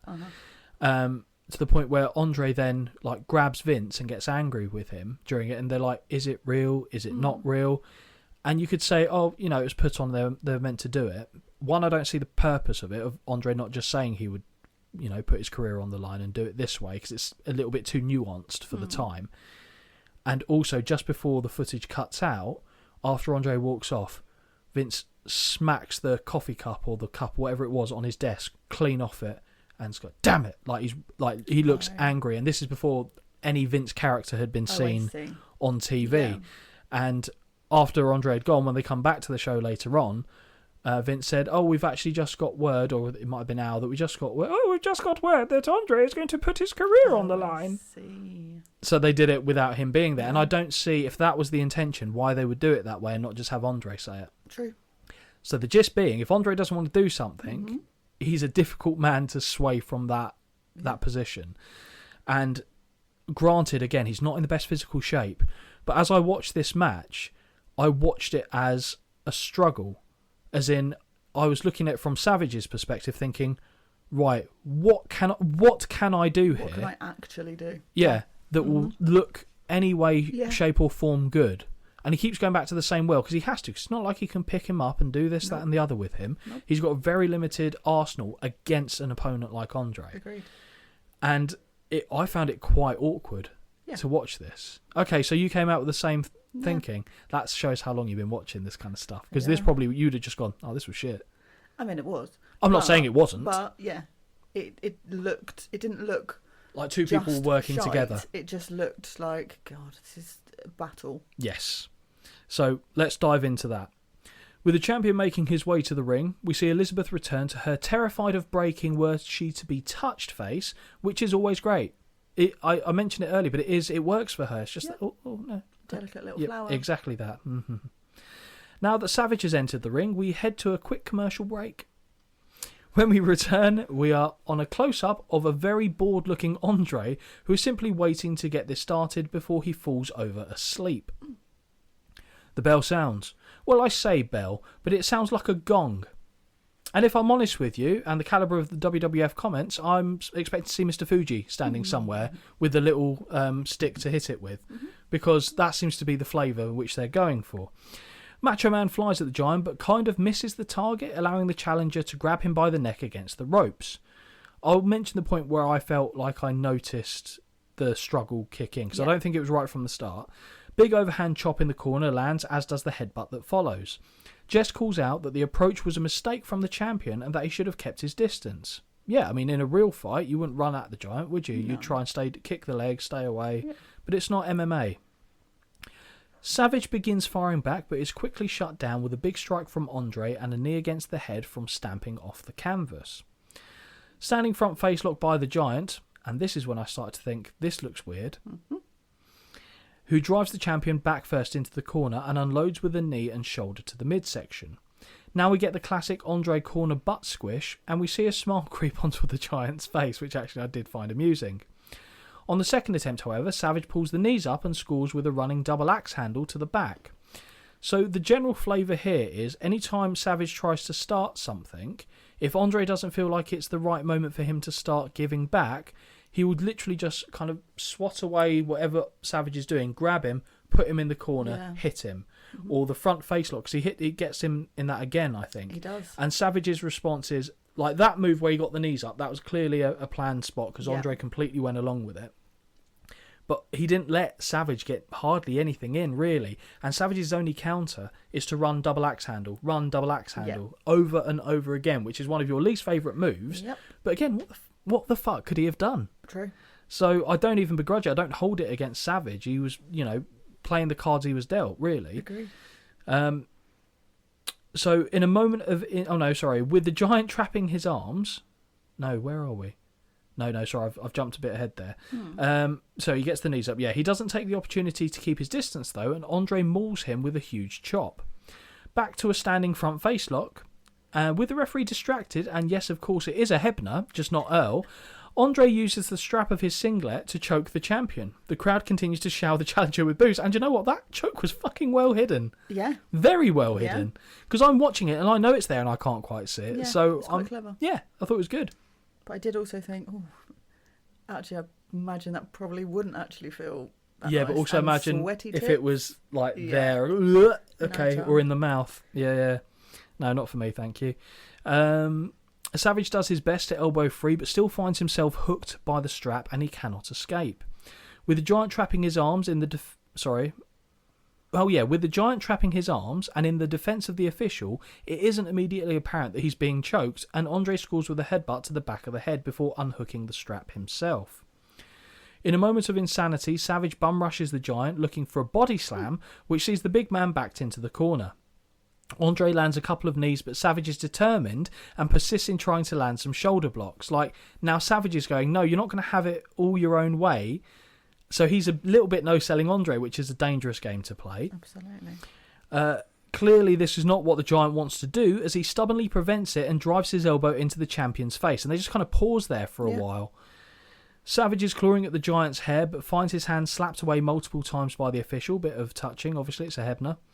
Big headbutt drops Macho Man hard, and now he finds himself choked by the big mitts of Andre before being tossed down to the canvas. More choking by the Giant, but Savage tries to fire his way free until Andre traps the champion's arms once more. Macho Man uses the position to jump and hit a standing jawbreaker, and he uncorks a series of short jabs and right hands in the corner. Once again, Andre has had enough of that shit and reverses the position, where he returns to a choke. Savage breaks the grip with double fists into the rib section, and he quickly follows up with a running double axe handle to the face. Face first into the buckles goes Andre, and Savage scores with a second rope double axe handle to the back of the head, the most he's had so far in the match. A multitude of kicks land from the champion as the crowd go into a frenzy. Or they sound like they're going into a frenzy based on what you say.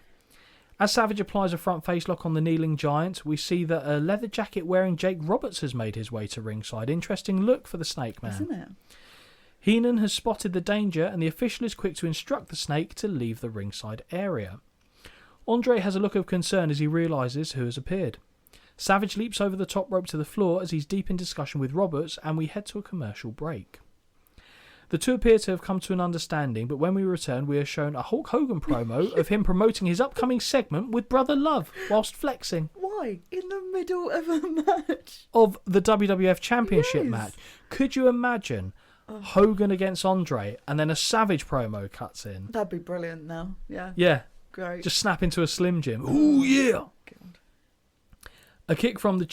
No. When we do return to the ring, Savage blindsides Andre, who is deep in discussion with Heenan, causing his face to bounce off the buckles once more. A kick from the champion scores, but the Giant responds with two massive knife-edge chops. Andre is preoccupied, telling Bobby to look for the Snake under the ring. More kicks in the corner from Savage, but a clubbing overhand right derails the momentum. Andre is back to talking to Heenan, asking for a Snake update, and again Macho Man attacks from behind and unloads with more kicks. Same routine repeats itself once more, but Andre has no intention of eating the turnbuckles any longer and sends the champion there in his place. Heenan at ringside is continually looking under the ring and even forces the timekeeper and Mike McGurk to get out of their seat so he can check underneath, just on the off chance a monstrous python snuck its way underneath their very much visible metal chairs. I thought that was funny. I mean, it is marvelous. Like holding the chairs, like what? I can't find... Yeah. It's good. Savage charges in one more time and Andre half blocks it, but decides to sell for a moment before delivering a headbutt. Andre lands a butt drop on the champion, but when the challenger goes to consult with Heenan, Savage goes after the brain. From the ring, Andre grabs Savage by the hair and pulls him onto the apron, where he connects with a huge overhand chop that has the champion going arse over tea kettle back into the ring. I think an errant knee or boot from Savage catches Andre as he starts favouring his forehead and cheek. And I thought, that's weird, what's going on? And I think it's as Savage went over, either the laces, knee, something grazed him. Yeah. Heenan has now found the bag that Damien's in and scoops it over his shoulder, which is brave because I wouldn't do that. Andre is instructing Heenan to take it away, but Jake Roberts is back on the scene, causing the Brain to enter the ring with the bag. For some reason, this is too much for the referee as he signals for the bell just in time for Heenan to eat a right hand from Savage. Hang on, we started the Virgil-Hercules match with Virgil and DiBiase both beating down on Hercules, and that got a count of 5, but Heenan rolls into the ring and it's game over. Yeah, I don't understand the logic. And if they go, oh, it's because the snake bag got in the ring, where do you think Jake puts the bag? Yeah. He puts it in the corner of the ring when he has his matches. Yep. But no, that's enough. Immediate DQ. They need to have like some sort of system where all these referees are evaluated so there's consistency. Like Premier League official work. Just bring them all in line, but let Hebner touch as many things as he likes. Sandwich. That's the rule. That's the rule. Whip sends the Brain crashing into Andre, who now does the classic spot of falling on his arse, having tied himself up in the ropes. What was the noise that you made upon seeing that? Ugh. Yes, it was. A second whip from the champion sends Heenan head over heels in the corner, and he crashes down to the mats below. That was very good. Indeed, Andre did take an unintentional strike, as he has a cut visible on his forehead. The Giant looks panicked as the crowd grows into a frenzy.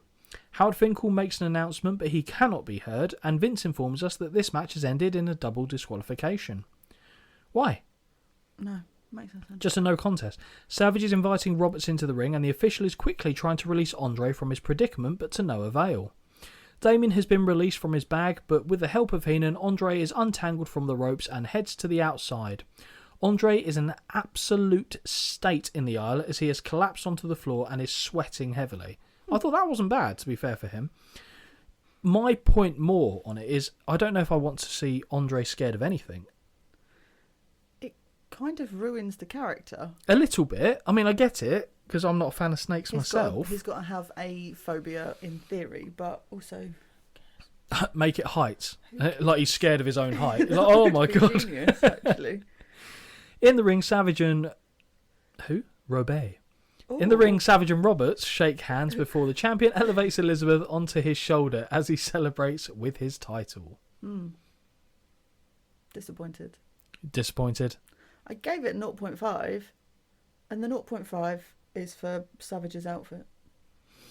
I gave it a 0.5, and I don't know why. I don't know why.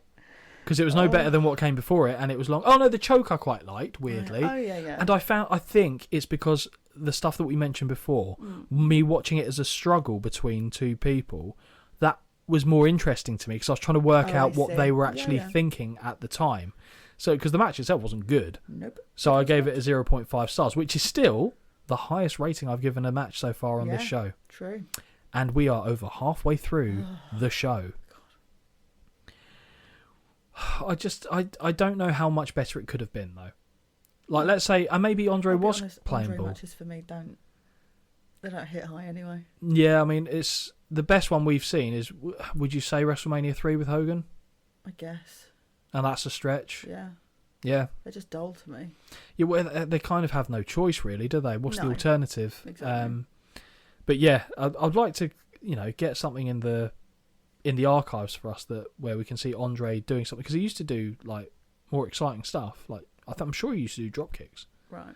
But just not. No. Certainly not at this point. He didn't have the facilities for that at this point. With the title match in the rearview mirror, we now head backstage to Mean Gene Okerlund and friend of the show, Hacksaw Jim Duggan. Hacksaw is holding his trusty 2x4, and no, that isn't a euphemism, and Gene is clutching on to Old Glory, also not a euphemism. Duggan confirms that Gene is holding the flag the exact right way, which is good news all around. Hacksaw pulls that face he does like an old dog that's been kicked in the head before then looking down the sight of his plank as though it were a gun.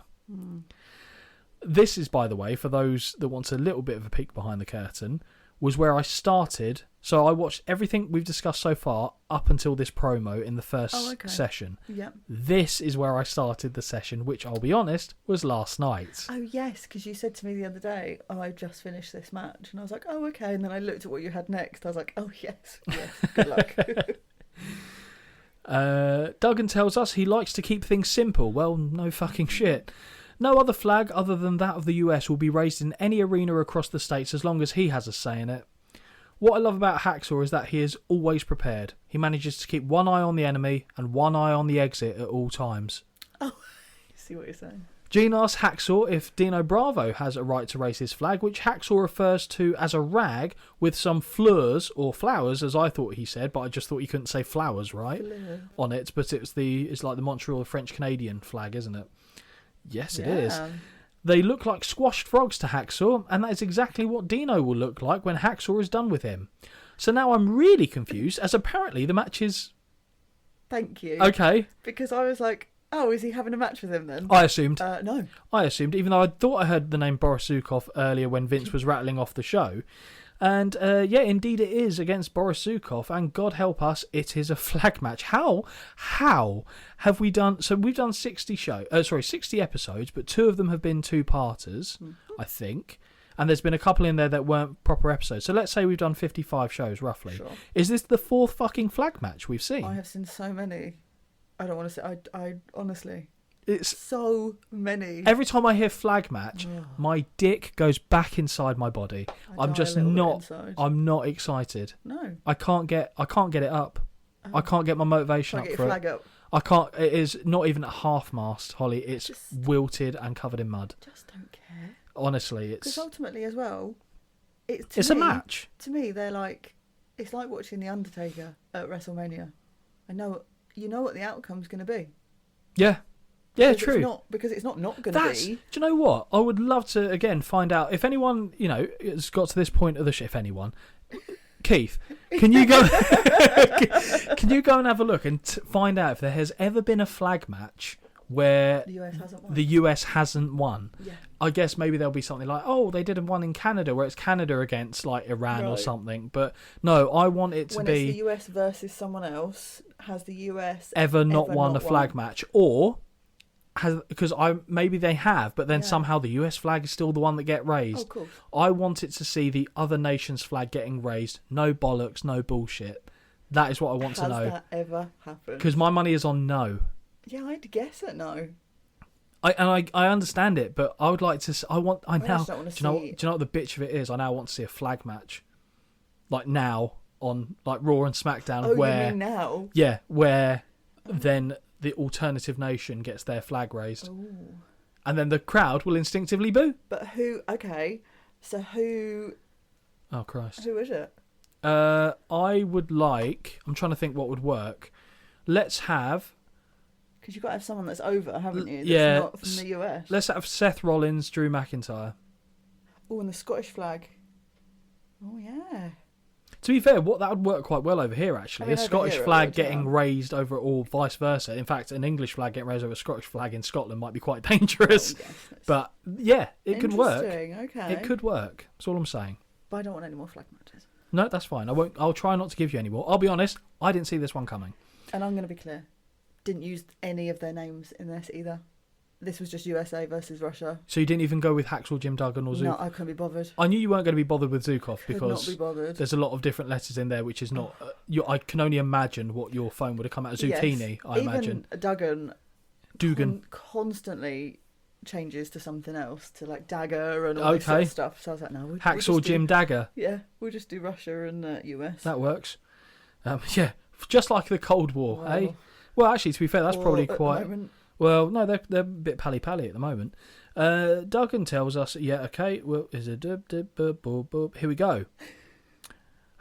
Hacksaw thought that this flag was something out of the hardware store, that being the USSR flag, but reiterates his point about only the US flag being raised. Forget what... I loved this line, I have to be honest. Forget 101, Gene, this is 2x4. Ho! I loved it. That was the highlight of it was so thing. good. Yeah. Because I was like, that's quite quick-witted for him. Yeah. Not, and to be fair, like I said, we haven't used it yet, but we've got a cameo from Hacksaw that we're going to use at some point, and he doesn't come across as like a thick person. No, but he his plays the character, part very well. his character is dog shit dumb, and like for me, this is what you would say. It takes so much away because he does so many dumb things, but the good bits really tickle me. They really tickle me, and that line really made it for me. I did like that. Mean Gene signs off by saying if there was only one man guarding these shores, he would want it to be Duggan. I love the guy, but I don't think he knows when to come in at high tide. He'd still be stood there. He'd get washed out. Oh! Like putting his 2x4 in a whale's blowhole or something. Right, on to the match. It's like Moby Dick. Like. Yeah, Mopey Dick, more like. Boris Zukov versus Hacksaw Jim Duggan in a flag match. Yay. Expectations high? Get a drink. Honestly. Get a drink, and every time you hear Duggan go, ho, take a frickin' sip. Oh, because that would make this more enjoyable. I'll tell you what, if you want even more drinks, do it when he starts USA chants. Oh, God. Okay, so we now head... but I will say... Yes. Okay, I'm not going to give the game away, Oh. but my potentially favourite moment... No, I will say it. My favourite moment on this show happens right after this match finishes. Okay. It's a low bar, Holly. It is a low bar. I mean, I know what's coming, and I don't... It's... I don't don't worry, I'll know. cover it. Thank you. We now head to the ring where we see a very bald Boris Zukov begin to sing the Soviet national anthem until he's cut off prematurely by patriotic music and the arrival of the USA. Oh, sorry, I was reading Holly's notes. Jim Duggan.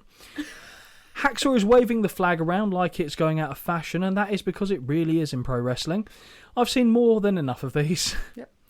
When they return from the ad breaks, which is very UK terminology, we see an all-consuming image of the US and Soviet flags on screen in case anybody had forgotten what was at stake here.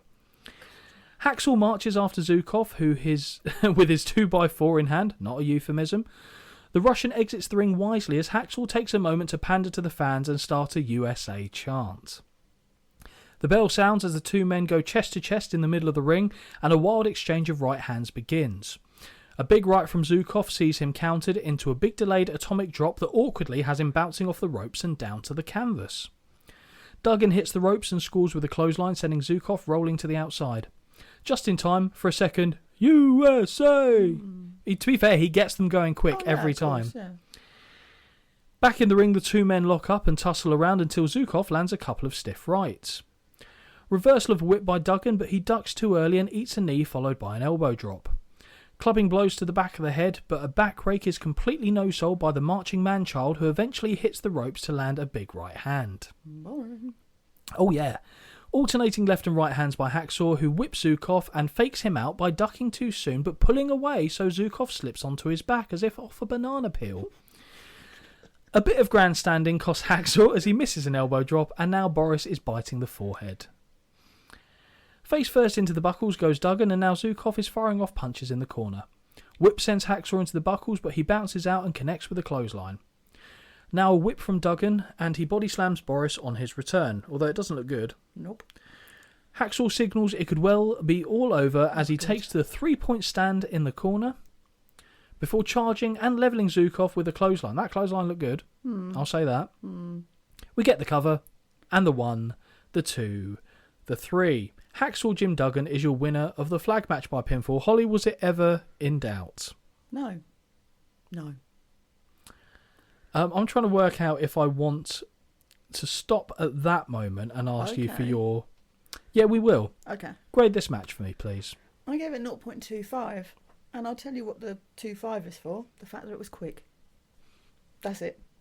Okay, I gave it a lofty score of 0 stars because the one actual move in the match that I saw was a body slam and it was crap. Yep. But Yeah. the moment that made the show for me. Go on. Okay. So Duggan stands celebrating on the second rope and points to the bleachers where we see Old Glory hanging proudly. Now Hacksaw is standing and saluting with his 2x4 positioned over his shoulder. And on commentary, Jess is mocking Vince for having tears in his eyes, but apparently, as McMahon puts it, it's a very sensitive moment. The body now laughs at the face Duggan is pulling, which is cross-eyed, tongue out, Yeah.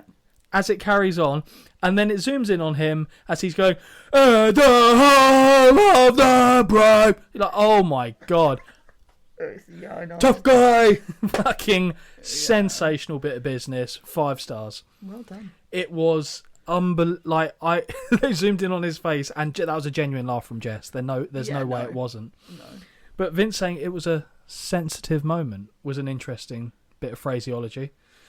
I think, again, Jess is just too quick-witted for him. He can't keep pace with it. But yeah, solid 0-star match there. Yeah. Now, Holly. I don't want this. I've never wanted something less in my life. What, the analysis of this? Or The whole segment of this, I just wish someone would take it from the archives and just get rid of it. Burn it. Stamp it out. It's absolutely atrocious. And it goes on a bit, doesn't it? I don't want it. Goes on a little bit. Too long.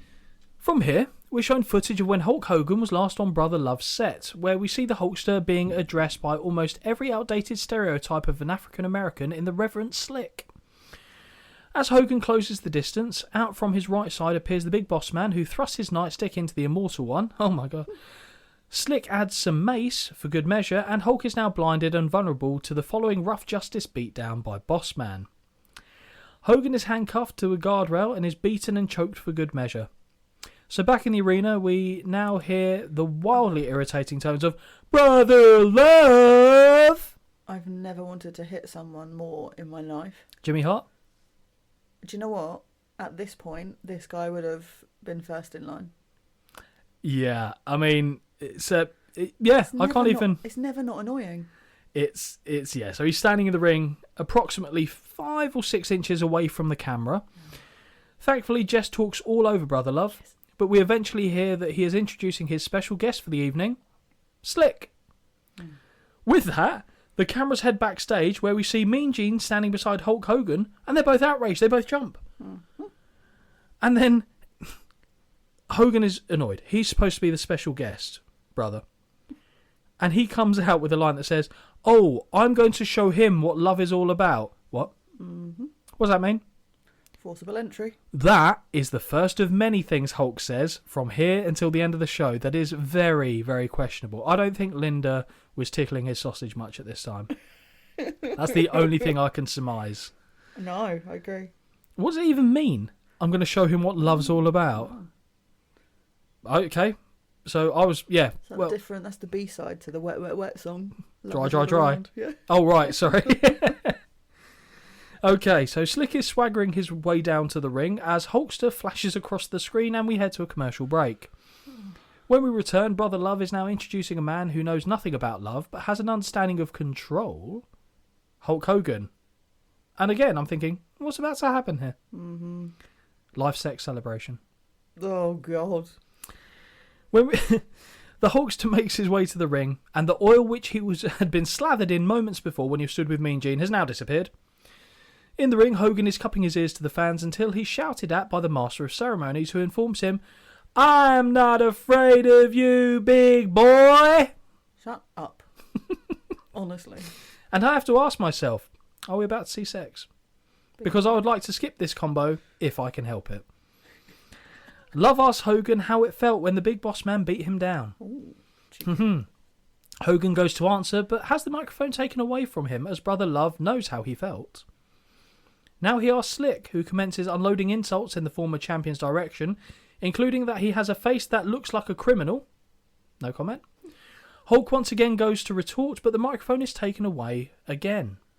This feels incredibly pantomime now. I might have to just have like a point of view camera of Holly's reactions to these conversations. That'd be awful. No, I think people need to see some of these faces, you Paul. Okay. Hulk, yeah, so he has the microphone taken away. Brother Love asks what was going through Hogan's mind, but in keeping with the theme, he takes the microphone away before an answer can be given. Finally, Hogan has had enough, and he snatches the microphone away from Brother Love. Hogan calls Love big boy, and I'm concerned about intercourse again, but thankfully he continues. Hulk now turns his attention to Slick, but asks him what he would do if he had one of his Hulkamaniacs tie him down and started beating him with a stick. Hogan now reverses the roles by not allowing anybody else to answer. Apparently, every Hulkamaniac would get in a line to beat him too, and then Hogan calls him boy. And I flash forward to some of Hogan's more recent comments regarding the African American people, and I wince. I didn't realise, actually, to be fair, that boy was like a derogatory phrase to use to someone in that community. Didn't know that. I guess it's just kind of demeaning, belittling or something, but yeah, that was a new one to me. He also goes to ask Slick if he thinks he's the one, or sorry, he's, no, this needs to be resaid. He also goes on to ask Slick if he thinks he is the only one with a pair of handcuffs. Cheeky. Kinky. Maybe they will smash sausage. Brother Love has had enough and snatches the microphone back and says all it will take is one call to the big boss man to get him back under control again. God. Hogan grabs Slick by the lapels and he does an absurd dance around the ring before being sent over the top rope to the floor. Brother Love tries to take his opportunity and hits Hogan from behind, but that was clearly a mistake in judgment. The Hulkster indicates that he's either going to beat him or smack his erect dick against his hands and slowly makes his way towards the host. He's literally going... Oh, yeah. I can't just explain that any other way that I No. said. Okay, gents, imagine you were holding an erect penis and smacking it off your hands. That is pretty much what that would look like, I think. Unless you've got some sort of weird situation going on down there, but you do you.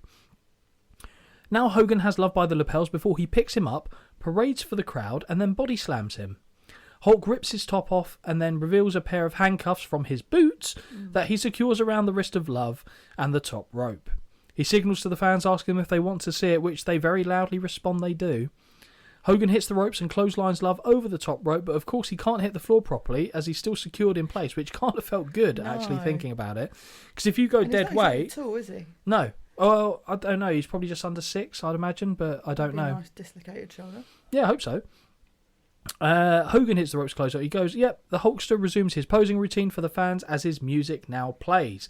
Thankfully, Holly, Yes. I've managed to kind of encapsulate about 15 minutes of pain. Honestly, that was so long. It was, wasn't it? But So again, long. my notes, a breeze. So long. I just started laughing at all the kinky shit that Hogan was saying. True.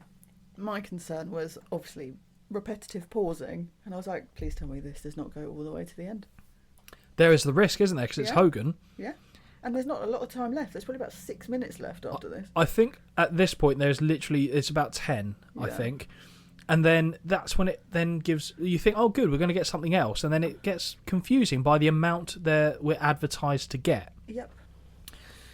So, pleasingly, that segment is now over, and we head to the interview area backstage where Jesse introduces us to the fabulous Rougeau brothers and the inescapable man, mouth of the South, Jimmy Hart. Holly, give me your thoughts. Kill me now. Ventura says that his sources tell him that Jimmy Hart has a big scoop he's ready to reveal. Hart confirms this and says he only wanted to divulge this information after speaking with Ventura. Jimmy Hart takes the opportunity to confirm that the Rougeaus have moved to America and are now all-American boys, which explains the incessant US mini flag waving the two men have been doing throughout. Do you know what upsets me as well? Is that these guys, All of it. I didn't mind them. When they just did their actual wrestling, I didn't mind them. Now I instantly hate them. Well, maybe they'll win you back on this bit. Jess asks them whereabouts in the US, and Hart confirms, well, Memphis, Tennessee, of course. Then, sounding like Mickey Mouse, Jacques confirms they indeed, we're all American boys now! What a hype, Pluto! That was quite funny. That was a very good Mickey Mouse Thank impression. you. Cheers.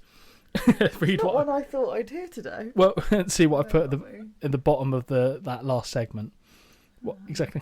Do the impression. Yeah, because I wasn't planning on doing it. I was like, he really comes across Mickey Mouse-ish, doesn't he? Yeah.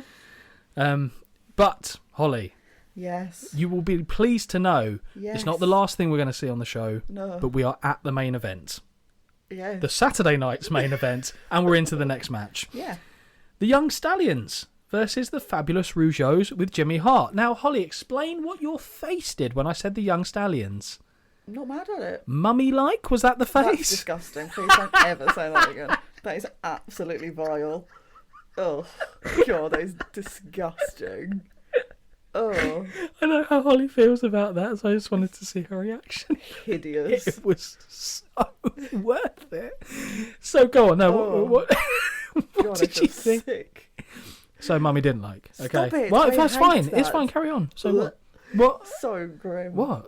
So what were your I'll thoughts? be honest, I thought in a sea of just Mediocrity. absolute dross, this might provide something that might be at least okay. I was hopeful too, but again confused by the amount of time that we had left. So confused. So in the ring we see the Young Stallions in Paul Roma and Jim Powers awaiting their opposition, who are making their way to the ring, waving those same damn flags. Vince tells us we will see 46 interviews before the show is out, and I look at what time is left and wonder exactly how they'll shoehorn everything in. When we return, Jacques and Jim... What? Jack and Jim. Jacques and Jim, it was. Jack. Are circling... Jack and Jill went up the hill. Are circling one another. I was thinking Rosie and Jim there as well, in the ring. The bell sounds and they lock up, from where Jacques snatches on a side headlock. You've got a lot of alliteration coming your way. I've gone for Stallion and Brother. Stallion and brother. Yeah. Your note-taking is something to behold, I am sure. Hey. It gets the job done. Yeah. Yeah, that's what I tell the ladies to. Powers pushes him off, but is dropped with a shoulder tackle. Drop down and leapfrog, or the Holly doubleheader as I would like to now start calling it, results in Jacques cleverly avoiding a back body drop by going up and over in reverse. Very Van Damme. Yes. Standing dropkick scores, and this is already the best match on the show by a mile. Yep. Not even Just joking. Stop it now. Not even joking. No. Jacques and Raymond exchange some high fives, and the ref rightly asks, was that a tag or... Yeah, because I thought it was. But no, Jacques remains legal and finds himself slapped into a side headlock. Jacques, courtesy of a handful of hair, marches Powers back into the corner, where he does not facilitate a clean break and instead fires in a cheap right hand. Corner whip is reversed and Powers immediately pounces onto the second rope to deliver some Win Twice approved Sesame Street punches. When you thought this match couldn't give more, it does. From the floor, Hart hits Powers in the knee with a megaphone, and there goes the momentum that we were so enjoying. And Jacques follows up with the always devastating second rope double axe handle. Tag to Raymond, and he lands a kick to the ribs before scooping Powers up and dropping him across the knee of his brother, and I like that. I did. What? Oh, it's every time you say the names. That's fine. Stiff forearm to the back, and Raymond tags Jacques back in, who scores with a leaping back elbow off a whip. Quick cover gets a 2 count. Corner whip is reversed, but Jacques leaps to the second rope and points at his temple before blindly looking to score with a crossbody that misses the mark. Both men are down until the fresh men are tagged in.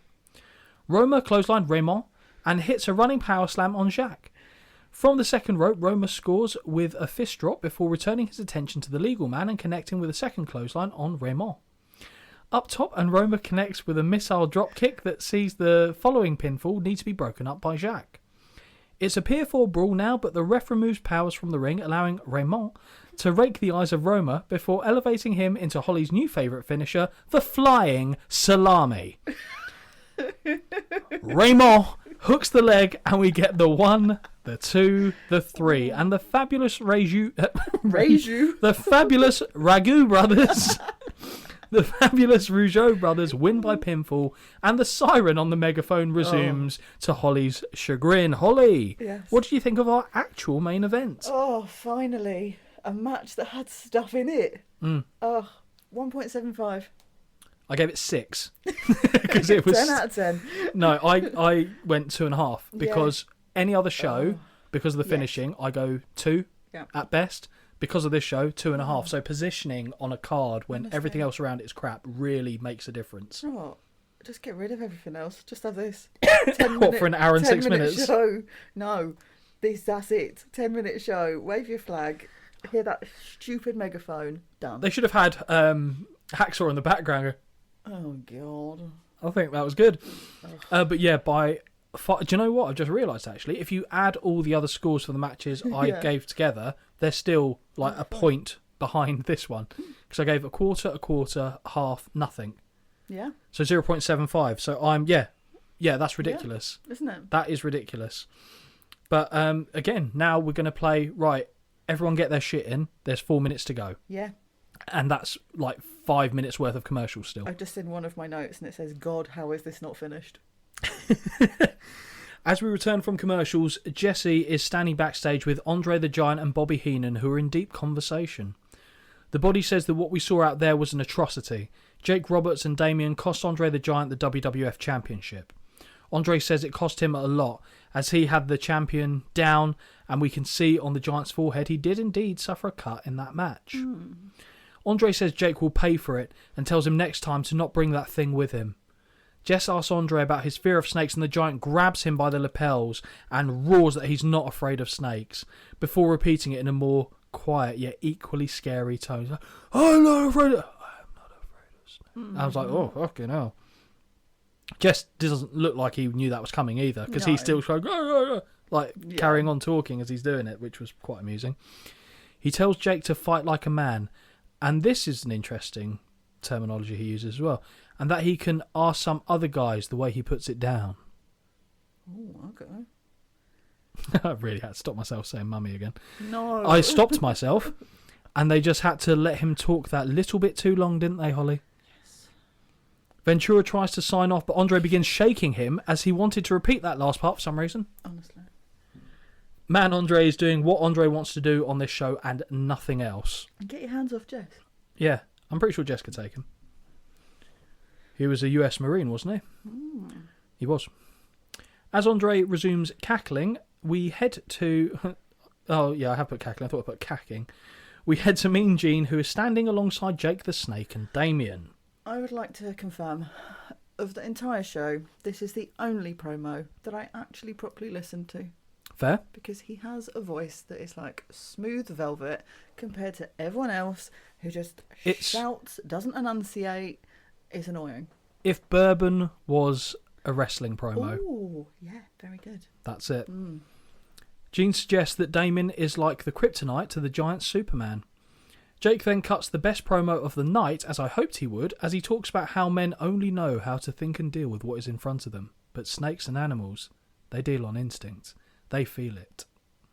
Yeah, fine. He and Damien will not stop until they have totally consumed one giant. I'd watch that. I'm not sure that a snake could eat Andre. I've watched videos of snakes eating like Anaconda cows. eats a hippo and shit. Well, I don't know. Have you seen the one that tried to eat an alligator and split in half? Yes. Yeah. I find this fascinating. That was like a weird thing for a while, wasn't it? Those videos were everywhere. Yeah, I've seen them. And I hate snakes, so that's a interesting choice for me to watch. One more commercial break, and when we return, we go back to Mean Gene, who is with the Hulkster, and he asks about the leftover turkey that was his time on the Brother Love set. Direct quote.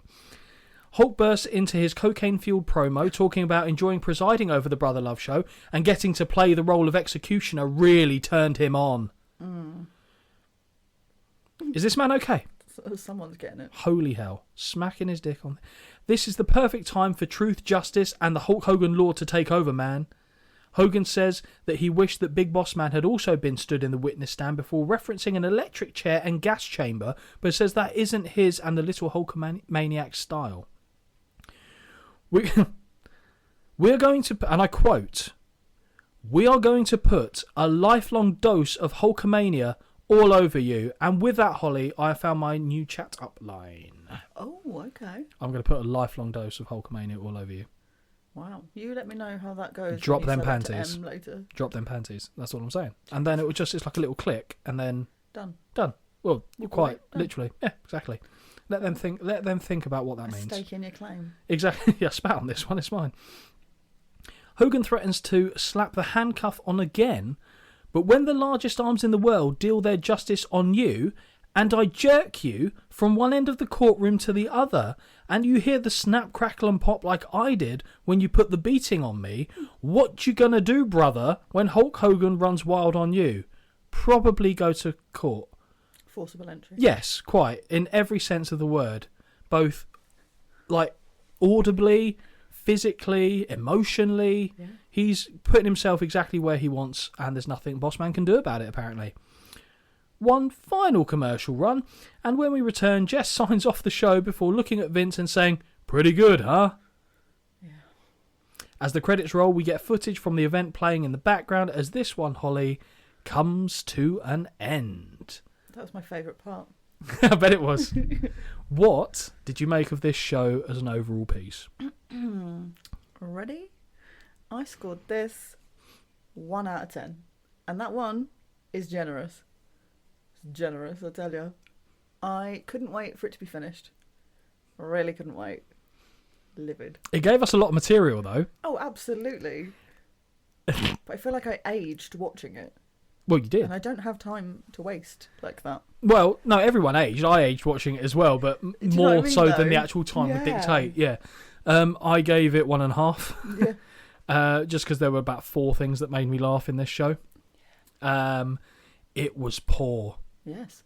That's a very polite way of putting it. Because as a kid, like when I was watching wrestling, and granted this was before that time, but not long before that time, I wanted to see the matches. Yeah. Like, just put a little smattering of talk in, Yep. but don't have that be the main driving force behind it, which is why even when I was growing up, I really struggled with Raws and SmackDowns, because the majority of it, the majority of, even in, like, when it's interesting, I want the change of pace of the wrestling. I'm watching for the wrestling. I lose focus. Obviously, shock. I lose focus. Would never have said that myself. And when people do talk too long, I glaze over, I switch off, and I couldn't even tell you any what they say. It's too much. Shush. I'm surprised. That's one of the few phrases that Hogan didn't actually use on this show. He said, "I'm glazing over." Like a glazed donut. Yes, like a Krispy Kreme. Ooh. Other donuts are available. Yeah, it wasn't good. No, it was awful. Was it? It was the worst show we've seen. Yes, by far. Looking forward to the next Saturday night's main event when we go back. No. This has sworn her off all Saturday night's main events. Oh, I know I'll see another and be like, Of course. thank God it was better. Yeah. But You'd be going some to be worse. I feel like it's going to give me a little bit of PTSD. Just going back to one of those shows, you'll be gearing up for I that. just don't want to. Oh, God. We'll put it this way. We've seen 5 that haven't given you that. True. And that's the only one that has. Very true. And that set the bar so low. If anything, Sokoa. Sokoa. Yeah. That I don't know what could even push it Yeah. that far. And I'm sure there will be something. Oh, I'm sure. But hopefully the next one I see does not. Yes, quite. But we've come to everyone's favourite segment of the show. A personal favourite of mine. And that is Holly's outfit of the night. Ooh. What is the shortlist looking like? How many have we got in there? 6. Yeah, that's fair. Okay, so, right, let's throw out some quick guesses. Jimmy Hart was impeccable in that suit, I have to say. Cool. Not on your list, is he? Nope. No, he did make another list, though, just putting that He out there. did, but the he Rougeaus? annoyed me too much. No. Ted DiBiase in the green sparkly number. Yes. Okay, Virgil in the sleeveless white and pink sparkly number. Of course. Jesse, I don't think will be on the list. No, he did made it. Made Oh, it. he did made it. He did made it. He did made it. He Yes. did made it. Who else was there on the show that was worth a shit? Did the Young Stallions have decent robes that you'd have liked? They did, that we saw for all of 10 seconds. Yeah. Okay. Who? Not Andre. Savage and Liz. Just Savage. Okay. Wow. Liz didn't get mentioned. Okay. They're my guesses. So what we got? Jesse. Obviously, we've talked about him already. And this one I don't think you'll agree with, but it's not even just the outfit, it's the whole gimmick, is Ultimate Warrior. It's Okay, so no, fine. basic, Fine. but it works. I forgot he was on the show, to be honest. Oh, Super Ninja. And then obviously, yeah, $1 Million Man, Virgil, Savage. Savage I really liked, actually. 'Cause Savage it was fine, the yeah. purple cloaky jacket thing, but then the luminous lime green gear. Yeah. Big fan. Young Stallions, yeah, they literally just had on these like nice, They're red, weren't they? like velour-y, Oh. sporty jacket. I don't know what things. velour means, so... Velour, like kind of like velvety. They Okay, looked. fine. But yeah, Every day's a school day. I appreciate that. velour. Mm. Back in the day, you would have seen a lot of velour tracksuits. It's And a I was good probably, chat-up line as well. I'd like to see 16, you on the velour. 17. Yeah. Oh, on the velour. Mm. Yeah, so that's him. I think there's only one winner, Savage. of course. Okay. So Savage is back to his winning ways. I mean, he had to be in a sea of this. Like, Yeah, I mean... I don't think there are anyone challenged him. There were a couple of good jackets, like the Rougeaus jackets were good. Yeah. But, yeah, thinking about it, I would agree with you on that one. I think Savage is the clear and outright winner. Of course. But, Holly, before we go into the sunset, there's something that I keep forgetting to do because we're out of the habit, and that is to point people towards the socials. Oh, no. I know, you're going to have to do it off the top of your head. Oh, What are they, please? I don't know. wintwicepod@gmail.com. That's the one. Okay. And then everything else, all the social media outlets are wintwicepod. We have actually had a couple of messages on Instagram about shows to look at, which we will look at some point, but we've already got a backlog of things to watch. Yes, so yeah, but they're not being ignored. It's just fitting stuff in. Yeah, also with what time we can allot to it on a given week as well. Exactly. But yes, I've seen those messages as well in passing, and I've noted them. One in particular, like I said, is actually something I mentioned. That's someone pointed me in the direction of where it was. Had a look, 3 hours. I was like, okay, so we will put that in because I want to see it. But that is not the next one we're going to be looking at. No, which we've already decided upon. And we will probably share that in one of the socials at some point. But yeah, if you have any emails that you want us to read about memories of particular shows we've covered from your perspective, or if you were there in person, or any requests, just drop them to that email address. And sadly, it'll be me picking it up. If you want to interact with the real star of the show, Holly, you'll have to go through like Instagram and all those, because that is those are Holly's babies. But the show was shit. I enjoyed this though. The show was shit, but this was good. This was good. Always good to have a laugh about this kind of stuff, and just the pantomime bollocks that was wrestling. Thank God it was only an hour and 6 minutes. If it was a 2-hour show, we might have needed to take another week off. True. But it wasn't. So, happy days. And hopefully all of you have enjoyed it as well. Until the next time, take care. Until next time, this has been a Win Twice Wrestling production. Peace out.